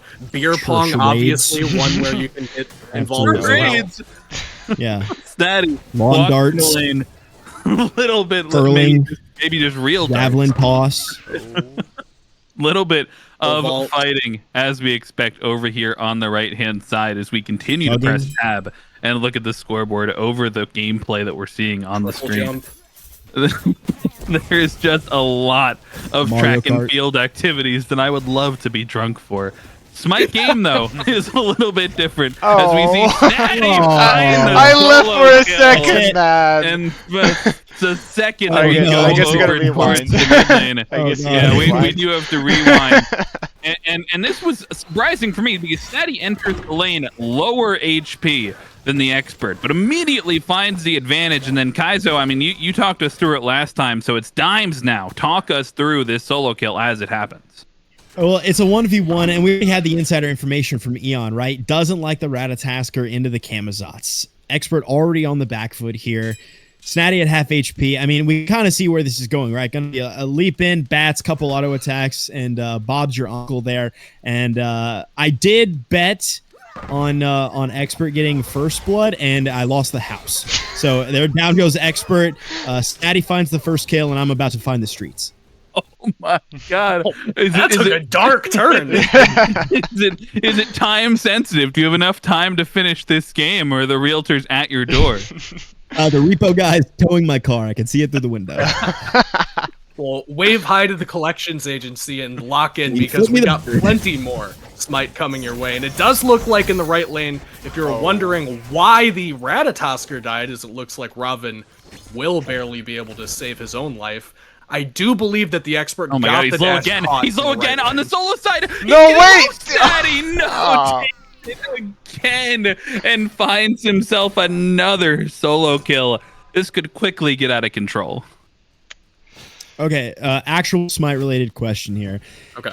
Someone walk me through the Tainted Steel. Like, I understand the thought process behind it, but is it a better pickup than, I mean, insert other starter item here? I hate it.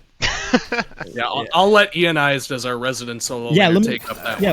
one. What about it is so inferior? I just like it's not inferior. Like it scales pretty good. Like late game, you get the upgrade. It's pretty the Garshanger. Like both of them, like the anti-heal one or the healing skill one, they're both pretty good. And early game, like you get value from it. I just don't like it just because A, it gives you an MP5. So if you ever lose your blue buff or if you don't get totems consistently, you're just gonna be down on mana all the time. And B, it doesn't help Oh, you God. with anything. It doesn't help you clear. It only helps you fight against specific gods. Which in this case, Kama's one of them. But I don't think you wanna go tainted against. In this game specifically, I think we're just gonna go Bluestone just to be able to clear safely, right, without any issues, or just go like Axe potentially, just to be able to like trade him better. Snaddy is here in the vicinity of 2 different players, but he also is level 5. He steals away the blue buff, and he is not slowing down. He goes into the ultimate. He's still on to the expert. And he's going to get another one. Have the damage. Gotta be careful. Mark with Guys. with the double kill, and you can't let the man find those kills on Camazotz. I mean, I don't want to speculate too hard, but I think it's pretty safe to say that the starter in the second slot for expert may have doomed. Yeah, it absolutely has a role in what's taking place here, just as the low health bar has a role. Oh, Reaper, no! Another kill in the left side of the map. Say it ain't so, man. Say it ain't so. Okay, so I mean, at this point, sure, 5 kills, but 4 of them are on your solo laner, so you do have some pressure in the middle lane. Things are relatively even over there in the duo lane. I mean, my eyes immediately gravitate towards Seaman. Like, you gotta make something happen in another lane. Whether it's duo, whether it's mid, it's gonna be hard to lock down the Agni. You've got a pretty survivable mobile duo lane as well, but I mean, you gotta target anyone but Snaddy, try to get some pressure on one side of the map. You know it's not gonna be solo. This just in, Dimes' eyes gravitate immediately towards Seaman as we talk through the state of the game. 4 minutes. The red team, 5 kills up and 2,000 gold at 4.5 minutes in. And Snaddy is the primary factor. He's stolen a blue buff. He's stolen the life of his soul laner 3 times now, and he's stealing the totems to make it go along with it. At this point, are you even trying to continue to shut Snaddy down, or do you got to put all your focus somewhere else? Dimes, can you pull your eyes away from Seaman for just long enough to answer this question for us? It sounds like he is completely invested in the Seaman that's already on screen, so I guess I'll take a hold of this one. I think that trying to shut down Snaddy at this point would be a losing effort. I talk a lot when we're watching SCC games, for example, about playing where you're stronger, and that is absolutely not where the red team should be if they're abiding by that mentality. As Dimes pointed out previously, the mid lane realistically would be your best bet because you have a little bit of a level disparity, but nothing too serious to write home about. You have this Baba Yaga already starting to stack up that Warlock staff, has a bit of more bruisery option to him with the ultimate plus the extra health shielding from the Warlock staff. I think that that's where you gotta go because, I mean, look at the state of things in right lane, right? Like, it does not look like a friendly place to be. And you know what else is tough is that Jungle Jimmy has a 2-level lead over Seaman. Seaman only falling 1 time, but Farm, I mean, going way the way of this, the red side jungler. I mean, Boyfriend trying to make something happen here, but it's going to be a 3v2. Actually might be baiting the blue squad in as there's going to be some rotations from the red team.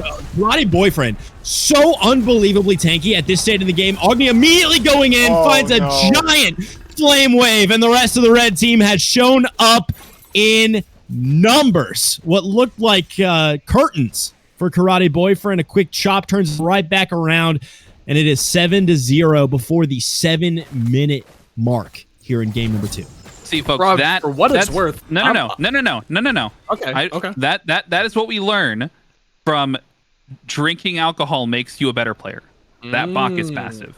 I just want to. Oh yeah, that is true. Sure people are aware. Okay, that might be the alcohol, factoring into play. But now, Kaiser, please continue with your point. I also thought that there was no way that guy was going to live through that. But as you can see from the build path here of Karate Boyfriend, typically you see these supports go for a stacking item that first slot, or at least that has been the meta for the last several years, if I'm completely honest with you. But a lot more frequently, people have been starting to flirt with the idea of going a more aggressive option very early on so that you can fight around these buff invades, around these mid camps, around all of the neutral farm on the map much earlier. If Karate Boyfriend has a 20 stacks Gauntlet of Thebes, he's a goner there. There is no way that he survives that. It is only because he has a fully complete item that doesn't need to stack up that he actually gets to live through that one and live to fight another day. That's a good call. A little bit of extra safety there, in addition to the ability of survivability from the Bacchus kit innately.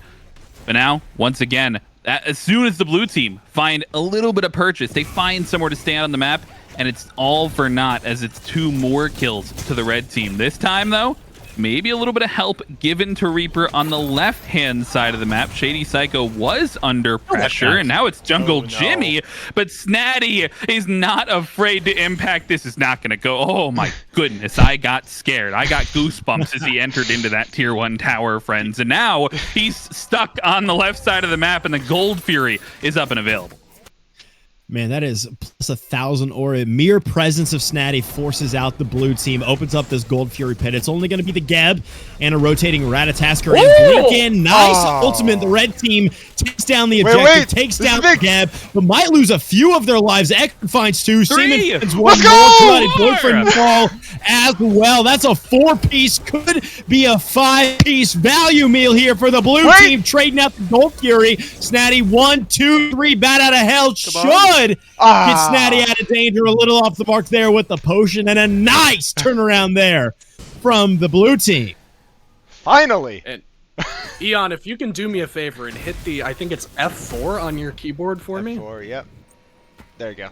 There we go. That's what I was looking for. So as you can see there, the outcome of that fight, the Gold Fury going down in favor of the Red Squad brings their lead to about, I want to say, what would that be, 4,500 somewhere in there? But because of that incredible Blink Gebbolt from Bo the Farmer and the follow-up by Expert and then the rest of the blue team surging forward to assist the rest of the boys, they cut that lead in half and get to an actually better situation than they were in right before that Gold Fury went down. There is a pulse for this blue team yet. 4 kills, not managing to bring down Snaddy, so Snaddy still undying in this set, but it shows that gods most certainly can bleed. Yeah, the bat certainly did get out of hell there at the end of that fight. I was questioning the Blink pickup when I first saw it on Bo the Farmer, but he is certainly the MVP of that one. Meanwhile, Snaddy is undying. He has fallen. Nope, never mind. He's back to undying in this set. No, we have to watch the God King fall. I know. Oh, you were making a funny. I'm sorry. King fall as Snaddy. I mean, coming back into this lane, now Expert has closed up the gap. He's level 11, has a little bit more purchase in this lane to be able to fight up against the bat, but I think the difference maker here has to be Seaman hovering on this right side of the map. Can't help but gravitate my eyes right towards the final hit as Seaman helps out and Expert grabs the shutdown onto the bat. 6 solo kill for the Expert. We can only hope that gravitate my eyes for, insert here doesn't have longevity. Certainly not longevity. We've never been known to take a bit longer than it really should. No. And all of my past mistakes have certainly faded to obscurity, right? Absolutely nothing Dimes has ever done at Worlds has held on to him for multiple years and periods of time.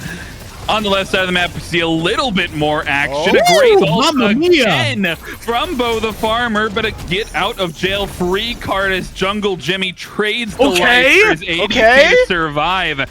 And now a little bit more life for the blue squad as Reaper picks up 1 more. They're trying to trace out Karate Boyfriend. Notably, Snaddy not here in this fight, so maybe not as much confidence for the red team to keep stepping up. And actually, take a look at the left side of the map. Shady Psycho chased under the tier 2 tower by Seaman, grabbing that kill behind enemy lines. Will try to sneak away in this speed buff pit, but it looks like Ice the Cool is very aware of where he's at. Flame Wave will bring that one down, and Seaman does have to pay for his dirty deeds. Does not make it back to base. I mean, Dimes break down that fight because the blue team, all of a sudden, it is 7 to 9 kills. They are catching back up. I think we're seeing a correlation here between BAC and skill. I mean, Seaman making it happen. Not a ton of flashy numbers across the board, right? No kills for the mid laner, just a few assists there for the support. But you look at the player damage, and it's pretty spread out throughout the team. I think it's not particularly high, right? It's just very opportunistic, right? You got a couple of engagements where maybe the red team was caught on their back foot, maybe had a couple relics down, a little bit out of position. I think we saw a little bit of cockiness from Snaddy, maybe stepping a little bit too far out of the comfort zone there, and the blue team just honestly capitalizing. A buff steal for the expert. He may pay for it with his life, though, as he's got no ultimate to get out of here. Blink in, trying to take down the... Here we go! The Farmer is farming the health bars of the enemy team. Go expert might want to find a little more. He's bang! He wants to and the God King falls a second. Seaman finds a double kill, and Karate Boyfriend has to run for the hills as the red team take down a couple, but now it might turn back around as the carries have joined the fight in the solo lane. Oh, wonderful rotations there from the red side. Agni coming in, same thing goes for the ADC as well. Takes out a couple, Geb having to walk it back down the lane. Red team, a couple of kills, might grab a tower, nice rotation, but really just draws it back to even. And plus 1,000 aura to the expert for ulting in at one singular HP to make sure that the kill lands on top of Snaddy. Seaman going to be the one to get credit for that one. Now 5-4 as that BAC rises alongside the KDA here for the jungler of the blue squad. But it's like Dimes was saying, it really feels like a concerted team effort here in game number 2 from the blue squad. That is what I feel like was really missing from them in game number 1. It was a lot of individual play that didn't quite mesh together all too well. But whatever happened during the post-game comms really seems to have drawn this Order team back together. You got to think that question from Dimes to expert really juiced him up a little bit going into game number 2. Gets a little bit of extra confidence, and now it's expert. He's got the health advantage. He is fighting Snaddy. They're both a little bit tanky at this point in the game, so it's hard to make that damage stick, especially against the Camazotz. But he actually has to be careful here if he wants to make it out alive, as neither one will fall below that 50% mark. But, I mean, now you've effectively evened things up. You still have a little bit of a gold lead on the red side, still a little bit of a kill lead, right? Good rotation from the carries there to make sure that they got something back on that solo side fight. But now, blue team maybe have a little bit more agency to start something, trying to find purchase on the map. And my eyes and immediately go towards Bo the Farmer, because how many times already have we said his name this game? He is fragging on the Geb right now. I'm sorry, it seems like Dimes' eyes have once again gravitated towards Seaman, so I'll pick the Bo the Farmer. I mean, it just turned it right back around. It was 0-3, now 5-4-2. But actually, for once, my eyes are tearing my eyes away from Seaman. And looking at Ice the Fool, 4-1-2 after that last team engagement has really picked up the pace to the tune of a 2-level lead. Now taking over the middle lane. You combine Snaddy, who was really the driving force in game number 1, with Ice the Cool, who is getting it done on the new wall now, getting the job taken care of on this Agni. And I'm really looking at both of those characters now, the Agni and Snaddy on this Camazotz, to get things going for the red team. Liking what I'm seeing out of the mid laner. And I don't want that thought to go too far, because don't forget, Ice the Cool was potentially on fraud watch in game number 1 for just picking Nuwa, pressing the 4 key, and not really thinking a whole lot. Agni has 3 different 4 keys, don't get me wrong, but still has to aim them. AD Psycho taken out on the left side of the map, but a little bit space created as the red team secures the Pyromancer. A close one there as it's attempted to be stolen by DG Lim. But now it might be Seaman caught out a little bit. He's got Bo the Farmer to help him out in another Blink ultimate, and Snaddy, a 3rd death in this game. But Karate Boyfriend is here to try and pick up the pieces. Jungle Jimmy won't make it out alive, and it's ultimately a 2-for-1 for the blue team. But they got to be careful. Ice the Cool rotating over, we forced to dash away. Seaman the new God back King? around Karate Boyfriend. Not done. Going back in, belly flop just a little bit off the mark, and we're seeing some huge stumbles here from the red team. I mean, game number 1 was all momentum, just pedal to the metal, and now we're seeing the blue team start to disrupt that early game momentum that Snaddy found with the 4-piece early on, and red team kind of struggling to respond to it appropriately. Ice trying to snag away a Gold Fury. He's going to pay for it with his life and a Relic as well. Not a phenomenal look there from the mid lane. Snaddy rotating in, could turn it right back around. Home sweet home. Dishing out the damage. Expert rotating out. Snaddy's pretty tanky here for the level 16 Camazots. But whoa, mama. That Baba Yaga does not play around. There we go. He wants to go back in. You have to imagine outside of 4 people. And he's forced to exit the fight. They do get the objectives online, though. They grab the Stygian Beacon. Looks like they'll grab this tier 1 tower as well. And now maybe asking questions about some of those larger objectives. Gold Fury available on the map. I'm looking at the ADC, though. Shady Psycho under some pressure at the enemy purple buff as Seaman looking to find the kill, and he will on the left side of the map. That's another rotation for Seaman, cleaning up now 4 deaths for the Ishtar. And it really just feels like Seaman is everywhere right now. Every single part of this map is just covered in Seaman. And I don't think that that's any discredit the way that Jungle Jimmy's been playing, because the Tsukiyomi has looked fine. It just has not looked quite as good as this Seaman that just continues to terrorize this map. Dimes, talk to us a little bit more about Seaman.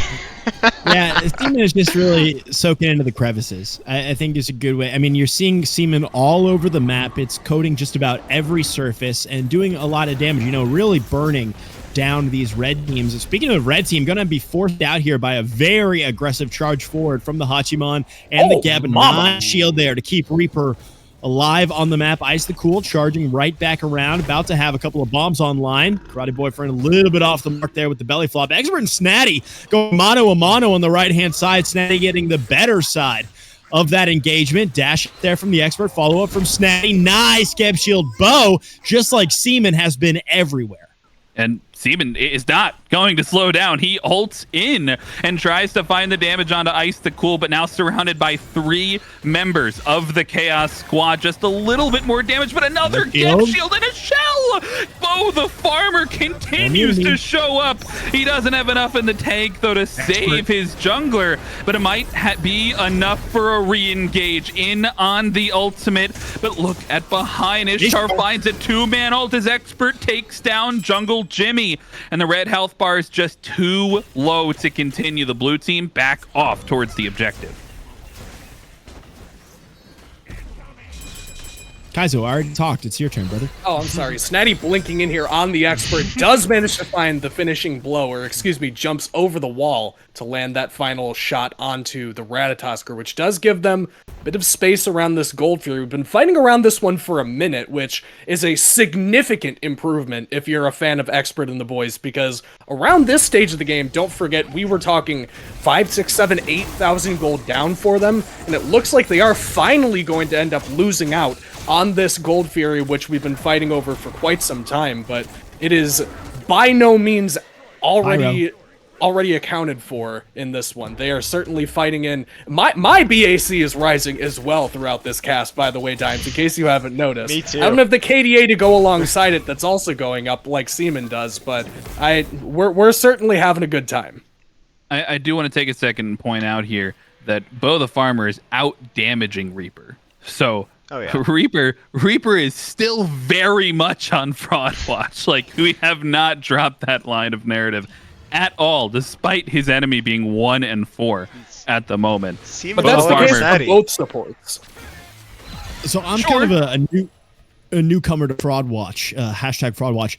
At what point does Reaper just become a fraud or leaves fraud watch? What are like the precipices on either side?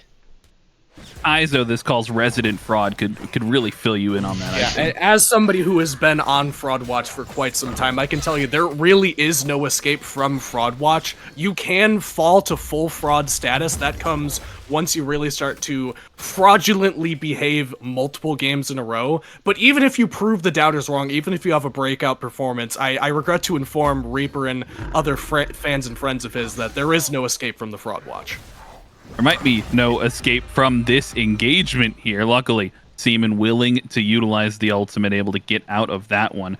But it's still the red team with some purchase on this map, as I continue to say the word purchase and use it as a term in this cast. Yeah, Pyromancer goes down. The red team finds purchase with the objectives. And, I mean, they're certainly not backing off. As much as we've seen positive things from the blue squad, Dimes, the Chaos side still feels, you know, whenever they want to, they can have the reins of this game. They can be the ones making the plays.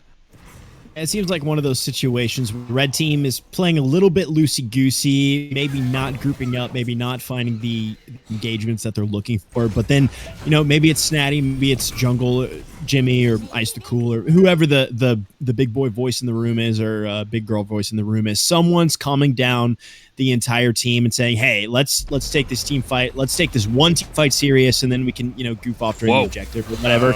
And when it happens, good things occur, like Snaddy taking out Bo the Farmer, and the rest of the squad looking pretty healthy here. A full-on S key there from the blue team. Pyromancer's down, Gold Fury's down. However, Fire's looking pretty tasty. It is looking tasty, but I don't think they're willing to take a bite just yet. They do have decent ward coverage, but we're not quite at the stage of the game where you're going to be shredding that one particularly quickly, especially not without Shady Psycho, considering he's on the left side of the map.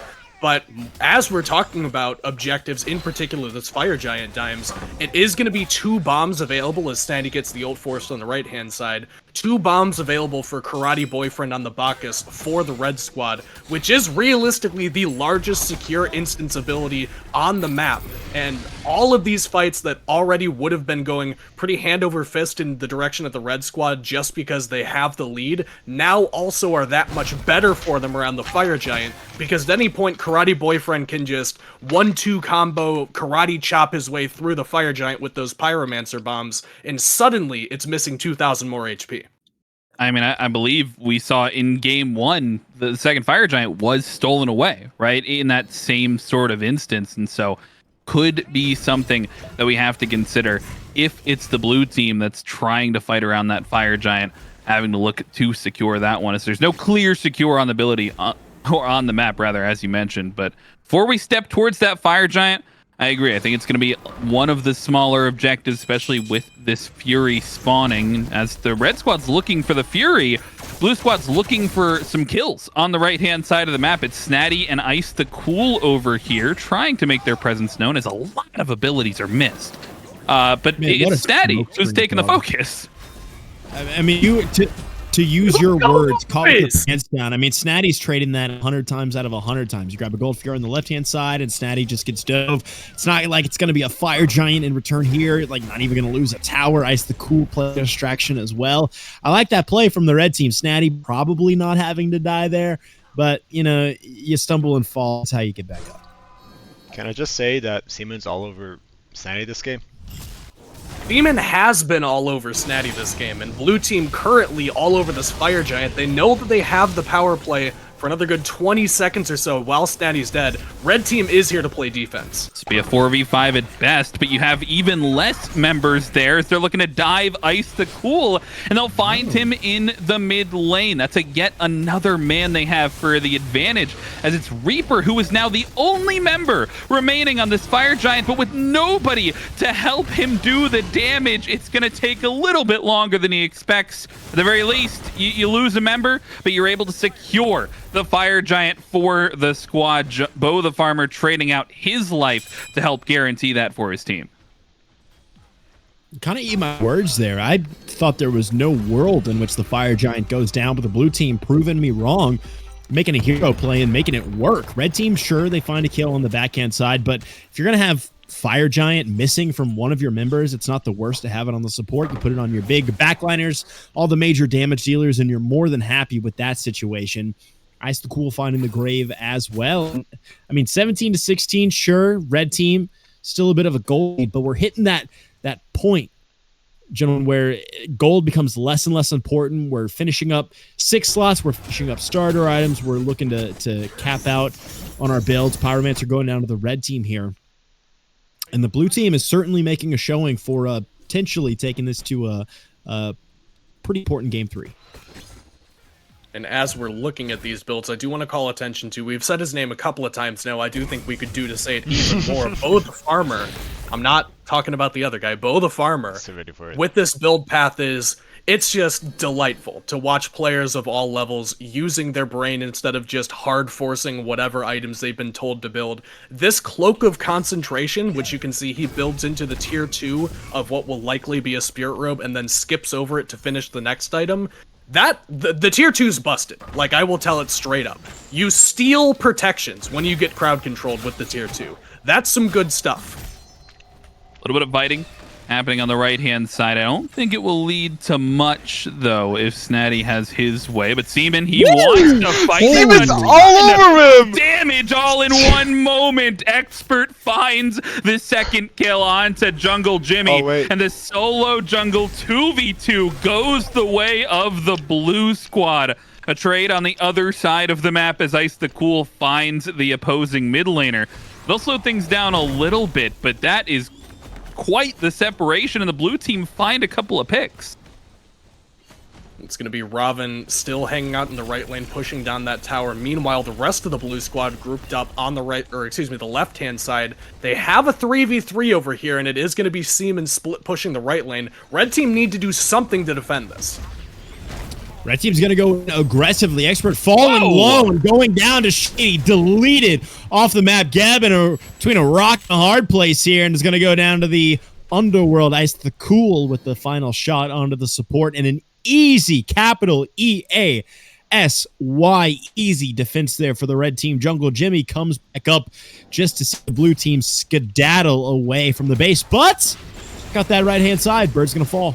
Teleport from Snaddy. He is not done with this fight, and Reaper sent to the gray screen alongside some of the red team members, some of the blue team members rather. But like you said, all of that space made, all that Fire Giant used, they do get a Phoenix on the right-hand side. Seaman able to split push that one away, but they certainly don't want to trade one of their own. It's now 4 members of the red squad pushing down this left-hand side. Only the mid jungle here to defend, looking for some damage, and Seaman might have to do it all himself, but there won't even be enough time. That bird falls almost instantly, and red team able to trade Phoenix for Phoenix.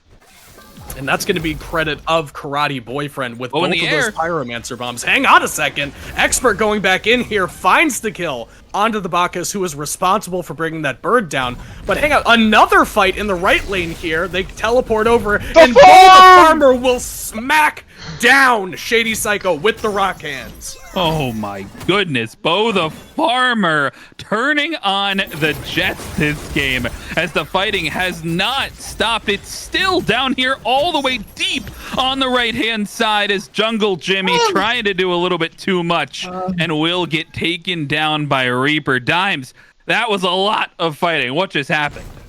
I mean, Reaper immediately off of Fraud Watch in my eyes. What an unbelievable left click that was to finish off Jungle Jimmy. That auto attack. I mean, 600 damage. That level of damage is unprecedented.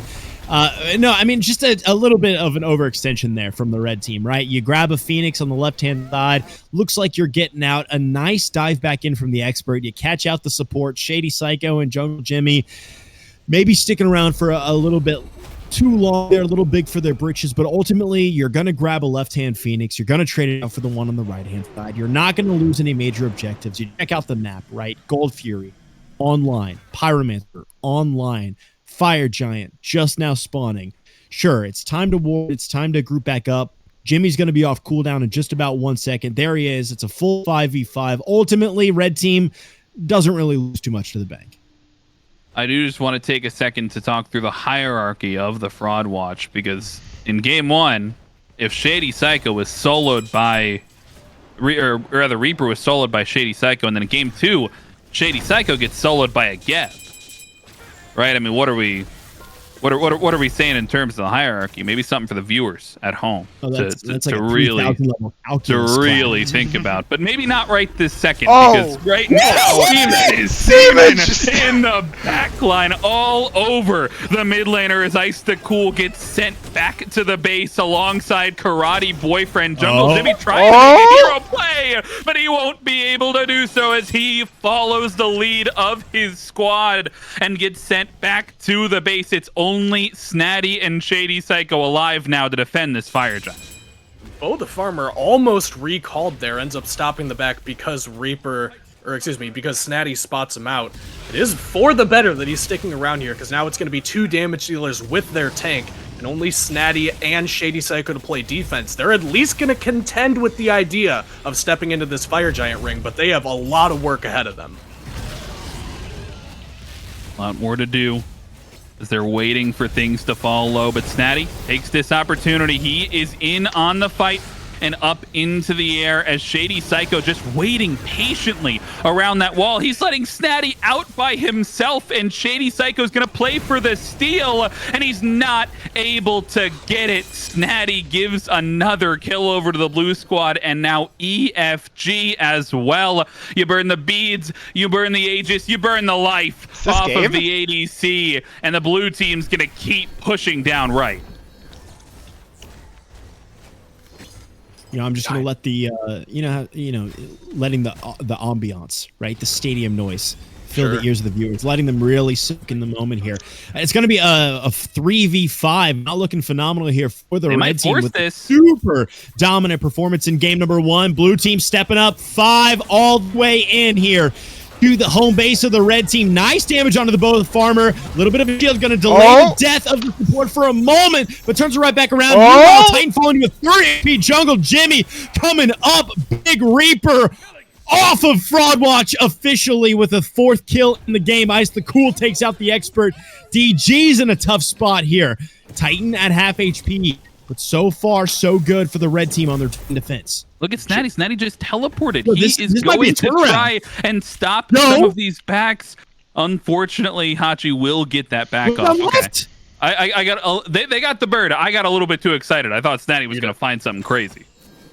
Well, he didn't find anything crazy. What was crazy was found in the base of the red squad. They do manage to, by some miracle, whose name is Jungle X Jimmy, manage to hang on to their Titan there. Jungle Jimmy, a little bit quiet this game. I mentioned previously that he looked a little bit better game number 1. He absolutely comes up huge there, chucking out all kinds of garbage at the blue squad and doing so much damage that they could not end the game. Expert was in there. He was tanking the Titan. He had everybody's attention on him except for the jungler for the red team, who just terrorized Reaper and DG throughout that entire time, prevented their damage from being communicated effectively to the Titan, and what could have been the end of the game there, pushing us to a game number 3, will instead be a little bit more of an extension, and the blue team are still pretty comfortably in the lead, but we're realistically at a point where this is a bit of a reset point. They both have a Phoenix down, blue team's Titan a little bit healthier, red team potentially backdoor concerns for their own Titan. But unless we get anything crazy happening in the next 60 seconds or so, we might be back to even and back to fighting around this EFG. Kaiser, you just mentioned that the blue team a little bit in the driver's seat here. Frog, am I crazy for feeling like the red team has the momentum at their back? I mean, after that base defense, I think it's reasonable to at least say something to that effect, especially when they have Snaddy in their ear. That's the king of calm, cool, and collected. But if he's not here in the fight, he's not going to be able to help out his team. Bo the Farmer forces the ADC out now. Snaddy joins the fray as they look to take down this mid-bird. Expert on the right-hand side, trying to make a little bit of space, but nobody with Fire Giant at this stage, and the Fire Blink does a lot of damage to Snaddy, and they've got to get in there to help. Seaman Expert taken out on the right-hand side as it's a back-and-forth fight, and now the red team looking for the re-engage. Oh, Tsukiyomi going deep and immediately finding the grayscale. Baba Yaga deleting the jungler off the map. Reaper finds one more. It is a flat-out slobber knock here. As 4 fall for the blue team, 3 fall for the red team, and Seaman looping around the right-hand side here, trying to find a way out of the That's the engagement. back. Middle lane Phoenix somehow stands strong, and Ice the Ghoul runs it down mid. They get very lucky there for the blue team. Expert and the boys try to force the issue into the mid bird. They didn't have a substantial advantage there. It wasn't like you're walking in with Fire Giant or a level lead or anything like that. They were just raw trying to catch them off of a lack of preparation in that middle Phoenix. But just enough people from the red team were there and had the execution down to a science to cling on to that middle bird. And now with the right bird respawning, Snaddy doing the homework over there to take down those fire waves, we're at the point where red team's Titan will start healing. They no longer have to worry about those backdoor possibilities. And now they are, once again, as you guys were just saying, back in the driver's seat. I think that it's pretty clear that I was right and both of you were wrong, because the blue team were the ones that were making the aggressive play there. But now I will agree that the momentum has certainly shifted in favor of the red team. Well, this certainly is gearing up for the point in the game, the deciding factor, if you will, as we get near 40 minutes in, the enhanced Fire Giant on the cards, the red team grouping up around it. They will have the early positioning in this one. And notably, Expert still having to push down one more fire wave, as the last one has just spawned, walking at a base. Their Phoenix will respawn as well. Now both Titans healing up, but they won't wait for it. The red team starting this one up, and it is falling fast. The blue team, they have to get in range quickly. It's only Bo the Farmer who comes behind. The Blink ultimate trying to slow things down as the Fire Giant gets low, and it might be a secure. It's so low. Who is going to take it? And nobody does. They hop off the objective and try and favor the kills, and it's the blue team who fall harder. 3 for 2 as the red squad continues to hold the map down, and it might even get more. Oh, totally fine. Your karate boyfriend gonna buy time. Look who's coming. It's Shady Psycho on the Ishtar, dishing out tons of damage. Oh, so Saban though, splattering all over the support. 5 in the ground for the blue team, and now it's Daddy Snaddy and Shady Psycho running it down mid. It's that last fire wave. It's still up and alive on the left-hand side. Kaizo, is this one over?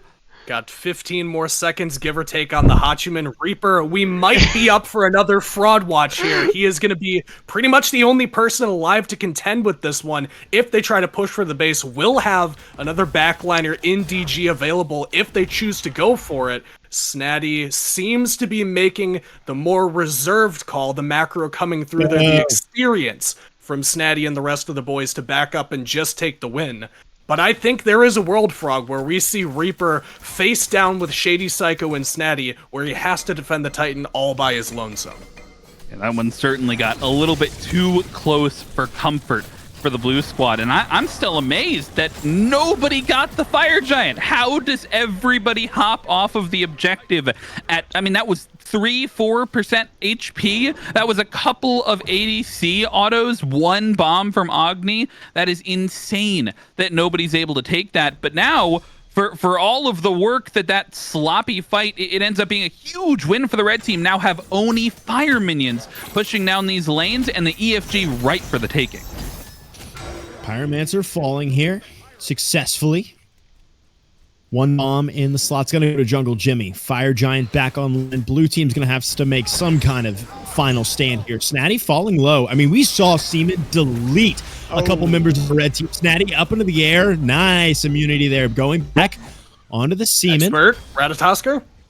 The back lane slamming down. Nice leash there on. Oh, no, Reaper! Taking out Snaddy and keeping the jungler alive.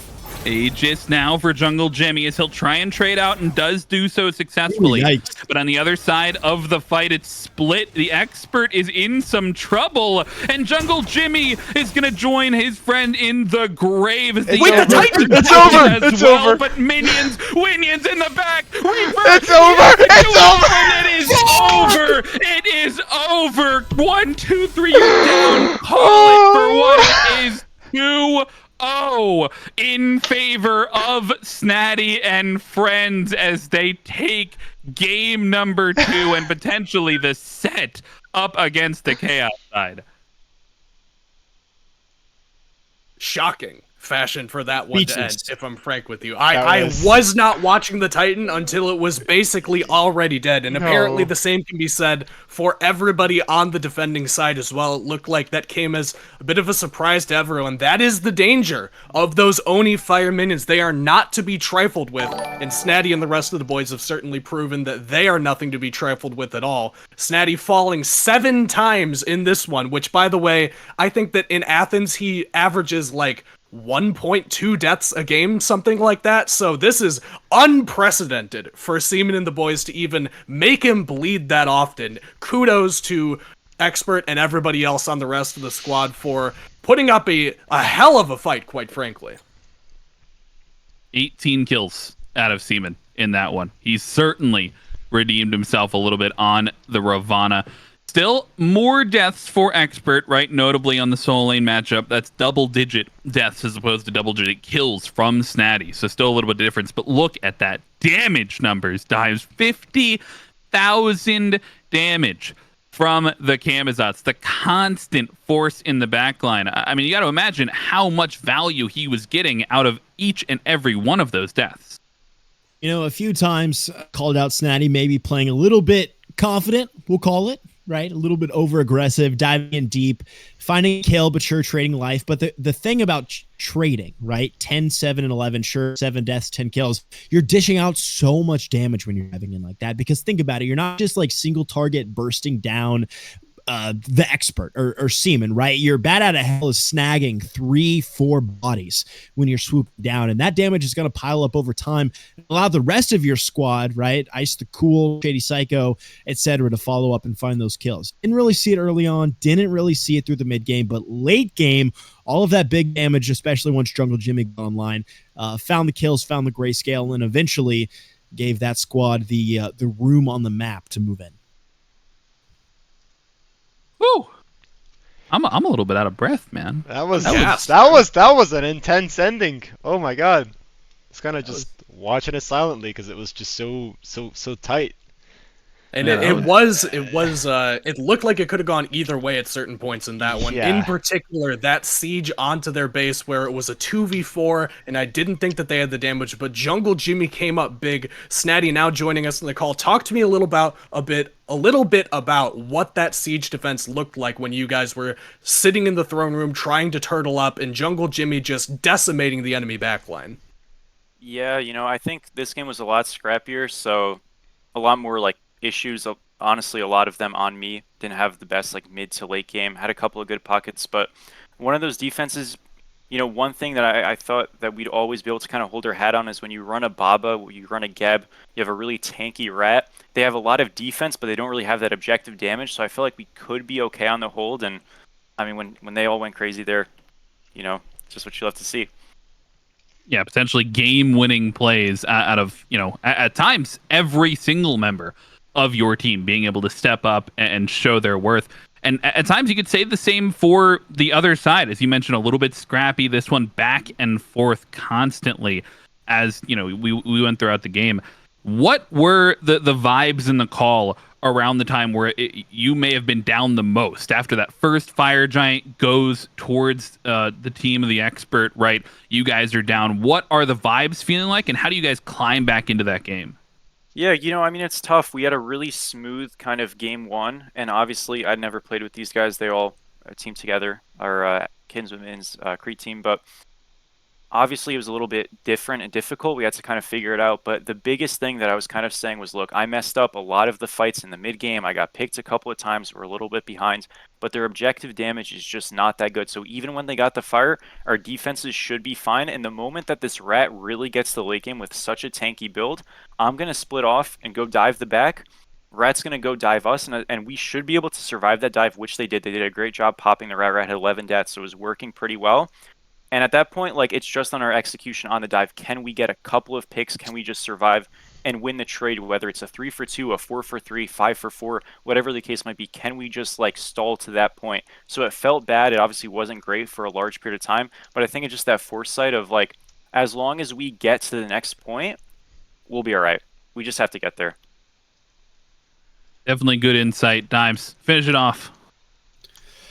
Well, you placed more wards than your opponent's solo laner. How do you feel like that Absolutely. played into your early game? I mean, the expert, 0 wards through the first like forever minutes in that game. In fact, 0 wards through game number 2. I mean, I criticized the expert's play in game number 1 for warding, but I mean, taking it to the next level, honestly, here, how did that lack of wards really play into the solo lane, especially the first 4 early kills? Yeah, so a lot of that was like I kind of was in a mindset of like I'd gotten ahead, so anything that he's gonna go for, if the Robin comes over, I didn't always have vision just because it was like I was going to their blue, but I had a feeling that he'd come over and we had a really good communication in mid.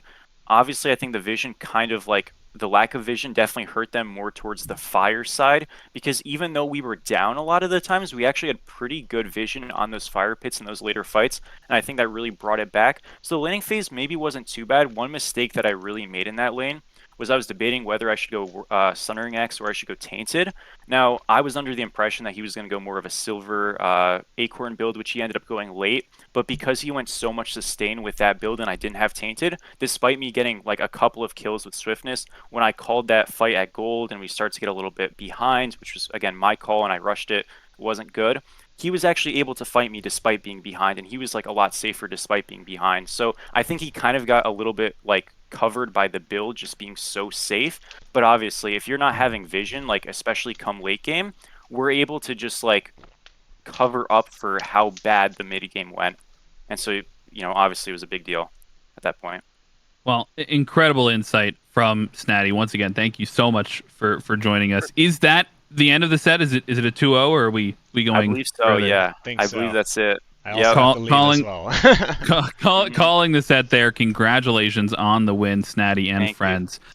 We do still have one more interview. Want to talk to the man himself that tried to bring this game back from the opposing side, the jungler for the Order squad, the Ravana player. And the first thing I have to ask, you know, talk to me about the origins of your name and how you pronounce it. So the origins of my name and how I came up with it is my real life name, which is Simon. And if you can put 2 and 2 together, swap one letter out, there's a nickname. So I just kind of embraced it.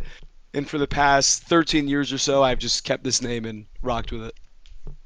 And so is it Simon is how it should be pronounced? So my real life name is, but that is not how I would pronounce my in-game name. It is exactly what you think it is. And it's almost a bait for me. So when I have guys casting me, I'm like, I wonder if they're going to say it or not. Some people say Simone. Other people call me XX Seaman XX. Oh, we absolutely. We were pretty normal about it. We were pretty normal. Hey, that's what I like to hear. That's what I like to hear. There's In fact, no Dimes reason to couldn't watch. keep his eyes off of Seaman throughout there's- the game, and truly Seaman just was everywhere. There's no reason to watch the cast back looking for instances like that. You know, just none whatsoever. Moving on to the topic. You know, obviously you guys take a tough loss here. Game 1, maybe a little bit more shut and dry, but you guys really fought back in game number 2, and for periods of that, you guys looked pretty definitively in the driver's seat, in large part due to your play on the Ravana. Can you talk me through sort of what were the adaptations going into game 2 and where, you know, how did the game plan sort of feel in that mid game until it eventually fell apart? Like, where was sort of that missing piece, do you feel? I think really what happened was like we gave him, Snaddy goes nuclear like off the get-go, has maybe the best start possible. It's like he was playing against AI bots. We give him expert and I give him 4-0, right? He dies 2 times in a row after TPing, right? I come over to try to help. He's level like 6 or 5 at the time. And we give him a double kill. So at that point in time, it's like this is gonna be really hard to like come back from. The guy's fed. It's Snaddy, best player in the lobby. I think really what kind of turned the tide was that we kind of rallied off what they kind of gave us. I wouldn't say that I made any extra plays or any of us really made any like phenomenal plays in terms of how we fought back into that game. We're down almost 3,000 gold like sub 10 minutes, which is insane. You know what I mean? Because BDK is maybe the only like big OBJ that you're going to get at that point in time. After that, what kind of turned, once you see the first couple kills, team fights that you win, you come away from, you kind of build a little momentum, you build a little more confidence, right? We kind of figured out that team fighting was the way that we needed to go, and I thought that we had a really, really, really good team fight. in terms of what they were playing into. I think I had a really good matchup into Agni, Tsukiyomi, and Ishtar. We kind of rocked with it. We went with it. I think that in times in the mid game when we kept trying to pull Gold Fury, despite that's not really our identity, and as the team comp that we picked, I just don't think it was what we should have done. Hindsight's 2020. We realized that later. That's kind of how we let them back into the game. I think we kind of threw away a ton of momentum that we had in terms of winning team fights. We probably should have just backed off, reset, regrouped, fought them again. But we got a little greedy, and that's how it goes. Now, Definitely a I lot did of- notice, Seaman, that Seaman Simon. I'm just gonna call you Seaman because it Hey. just flows off the tongue a little bit easier. I respect it. I've noticed that It in a does lot of flow the off the engagements in the late game, I'm gonna keep going, Frog, because I heard you say that, but I'm not gonna go back to it. In a lot of these late game fights, we saw any time that you would encounter Snaddy in the jungle, you would immediately just blink on him, try to force that Bat Out of Hell ultimate. Was that a lot of the game plan for you in particular going into these later fights? Is just we need to get Seaman all over Snaddy? Yeah, absolutely. I think Expert and I had a plan to like kind of 2-2 split and split the map far. And as soon as I saw Snaddy, I was like, hey, if I can move left, right, and bait his abilities out, and as soon as I know that his ultimate's down and his three's down in immunity, I love that matchup. And I won it a couple times. And obviously, he's the raid boss, right? He's the best player in the lobby, and it showed. He dominated. He was hell for our entire team. And that was the absolute It was plan. actually Camazot's, not hell. He was out of Fair hell enough. as a You are bat, correct. actually. You are correct. But the other thought was too is like once Snaddy's down, obviously like Snaddy did a great job. I gotta give them their flowers. Game one, as you said, wasn't even close. You know, I felt bad that we couldn't even give them a run for their money. It wasn't even close. It was the easiest game of their life. Game two, the plan is like, take Snaddy. We know he's shot calling. We know he's kind of running the game. He's running the comps. He's running the engage, how we should be playing this, yada, yada, yada.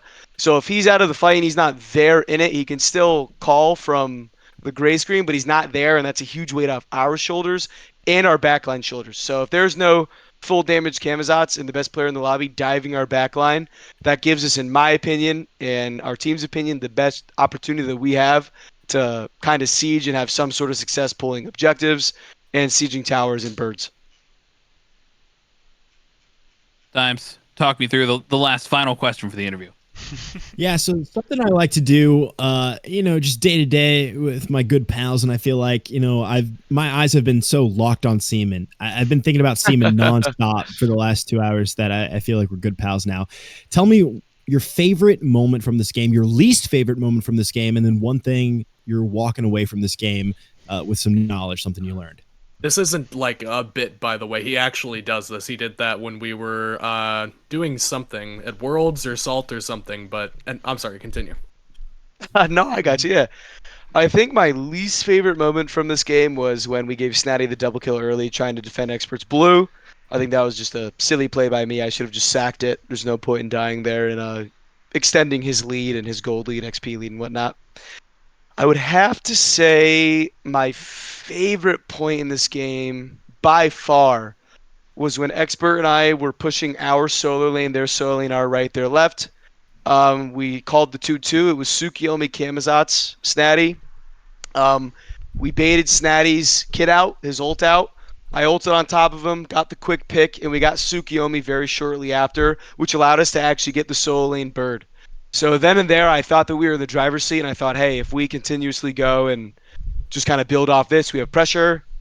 We baited them in the left. I got the bird for free. No one even showed face. That was absolutely by far my favorite moment in the game. It gave us a ton of pressure, and it gave us a ton of confidence in going into that game. The only thing that I can say that I took away from this game is that if the best player on the team is obviously, it's Snaddy, right? Don't lay down. Doesn't matter who your opponent is. Obviously, everyone's going to look at those guys. Hey, they're Crete. They're the bottom division. Doesn't matter, right? They just 2-0'd. And it's for majority of the lobbies Crete. They played well and they listened. And they did their job well. And they played really, really, really well. So anyone can lose at any given day. And that's what I'm taking away from that game. Beautiful. Beautiful.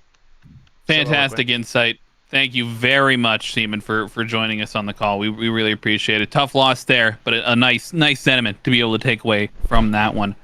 Absolutely. Appreciate it, gentlemen. Thank you for having me. Yes, sir. And I think, correct me if I'm wrong, Ian, but I think that is all we have for the viewers at home. And so I maybe ask you, as the host, as the one who perhaps, was the mastermind behind this whole thing, what did we learn today? Well, first of all, I think that what showed us, this showed us, like, top of Crete is a lot closer to top of Delphi as, like, well, I guess when it comes to comp, I feel like if you just don't go for super risky plays and don't play dumb and just play like smart, listening to someone who's shot calling for you, you don't, I don't know how to explain this. You don't very cohesive points there for me and I. Thank you so much for summarizing the day. You don't get owned just because the other person's better than you. If you just play as a better team, you can still win. I guess that's what I'm trying to say. So, do we definitively know now, Eon, is solo lane a bad role, or can you carry from solo lane? I believe that solo lane is in fact a good role. I hate to admit it, but I do think it's a good role. Although, ladies and gentlemen, we got him. I will still cope and say if Reaper had actually, did what it was supposed to do and solo the other ADC like 4 times, then it would have been a lot less close. But I'll take from this set was Reaper's a fraud, and I'm benching him as my Delphi captain. Damn. I want to end this on a positive note, folks. Seaman, for the first time, has typed in the Twitch chat, and his Twitch username is SeamanXDemon. Which I think that's beautiful. A pretty fantastic note to end it on. I will save the VOD. Yes, I will save the VOD. Dimes, Kaizo, anything else to ask before we sign off? It sounds like Dimes has his hands full right now, but I'm just happy to be here, man. Well, thank you everybody for coming out, for watching. We definitely appreciate the patronage. A bunch of new follows and subscribers, Eon. I'm sure thanking. That is actually something. Actually, very, very positive to come out. So hope everybody enjoyed watching the stream. We certainly, I had a ton of fun casting that set and watching. You know what I think would make it more fun though, Frog? If I'm not wrong, I think that everybody would have a much more enjoyable time if they would click on Ionized's Twitch stream and then click on subscribe. And if you have a Twitch Prime membership, you can actually use that for free and support Ionized without having to pay a single additional cent. That's insane knowledge right there, Kaiser. Are you saying if I have an Amazon Prime membership, then I get access to subscription content? I mean, ad-free content for Ionized stream? Oh my god! 5 ad-free content for like. Okay, all right. Free content, twitch.tv/Ionized. All you got to do is drop that Twitch Prime subscription, and then you get all of the content in the world that you could possibly ask for. And thank you so much to Karate Boyfriend for dropping the big old fat 5 gifted for us. Woo!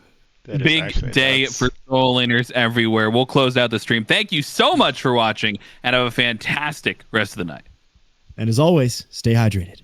Ending the stream.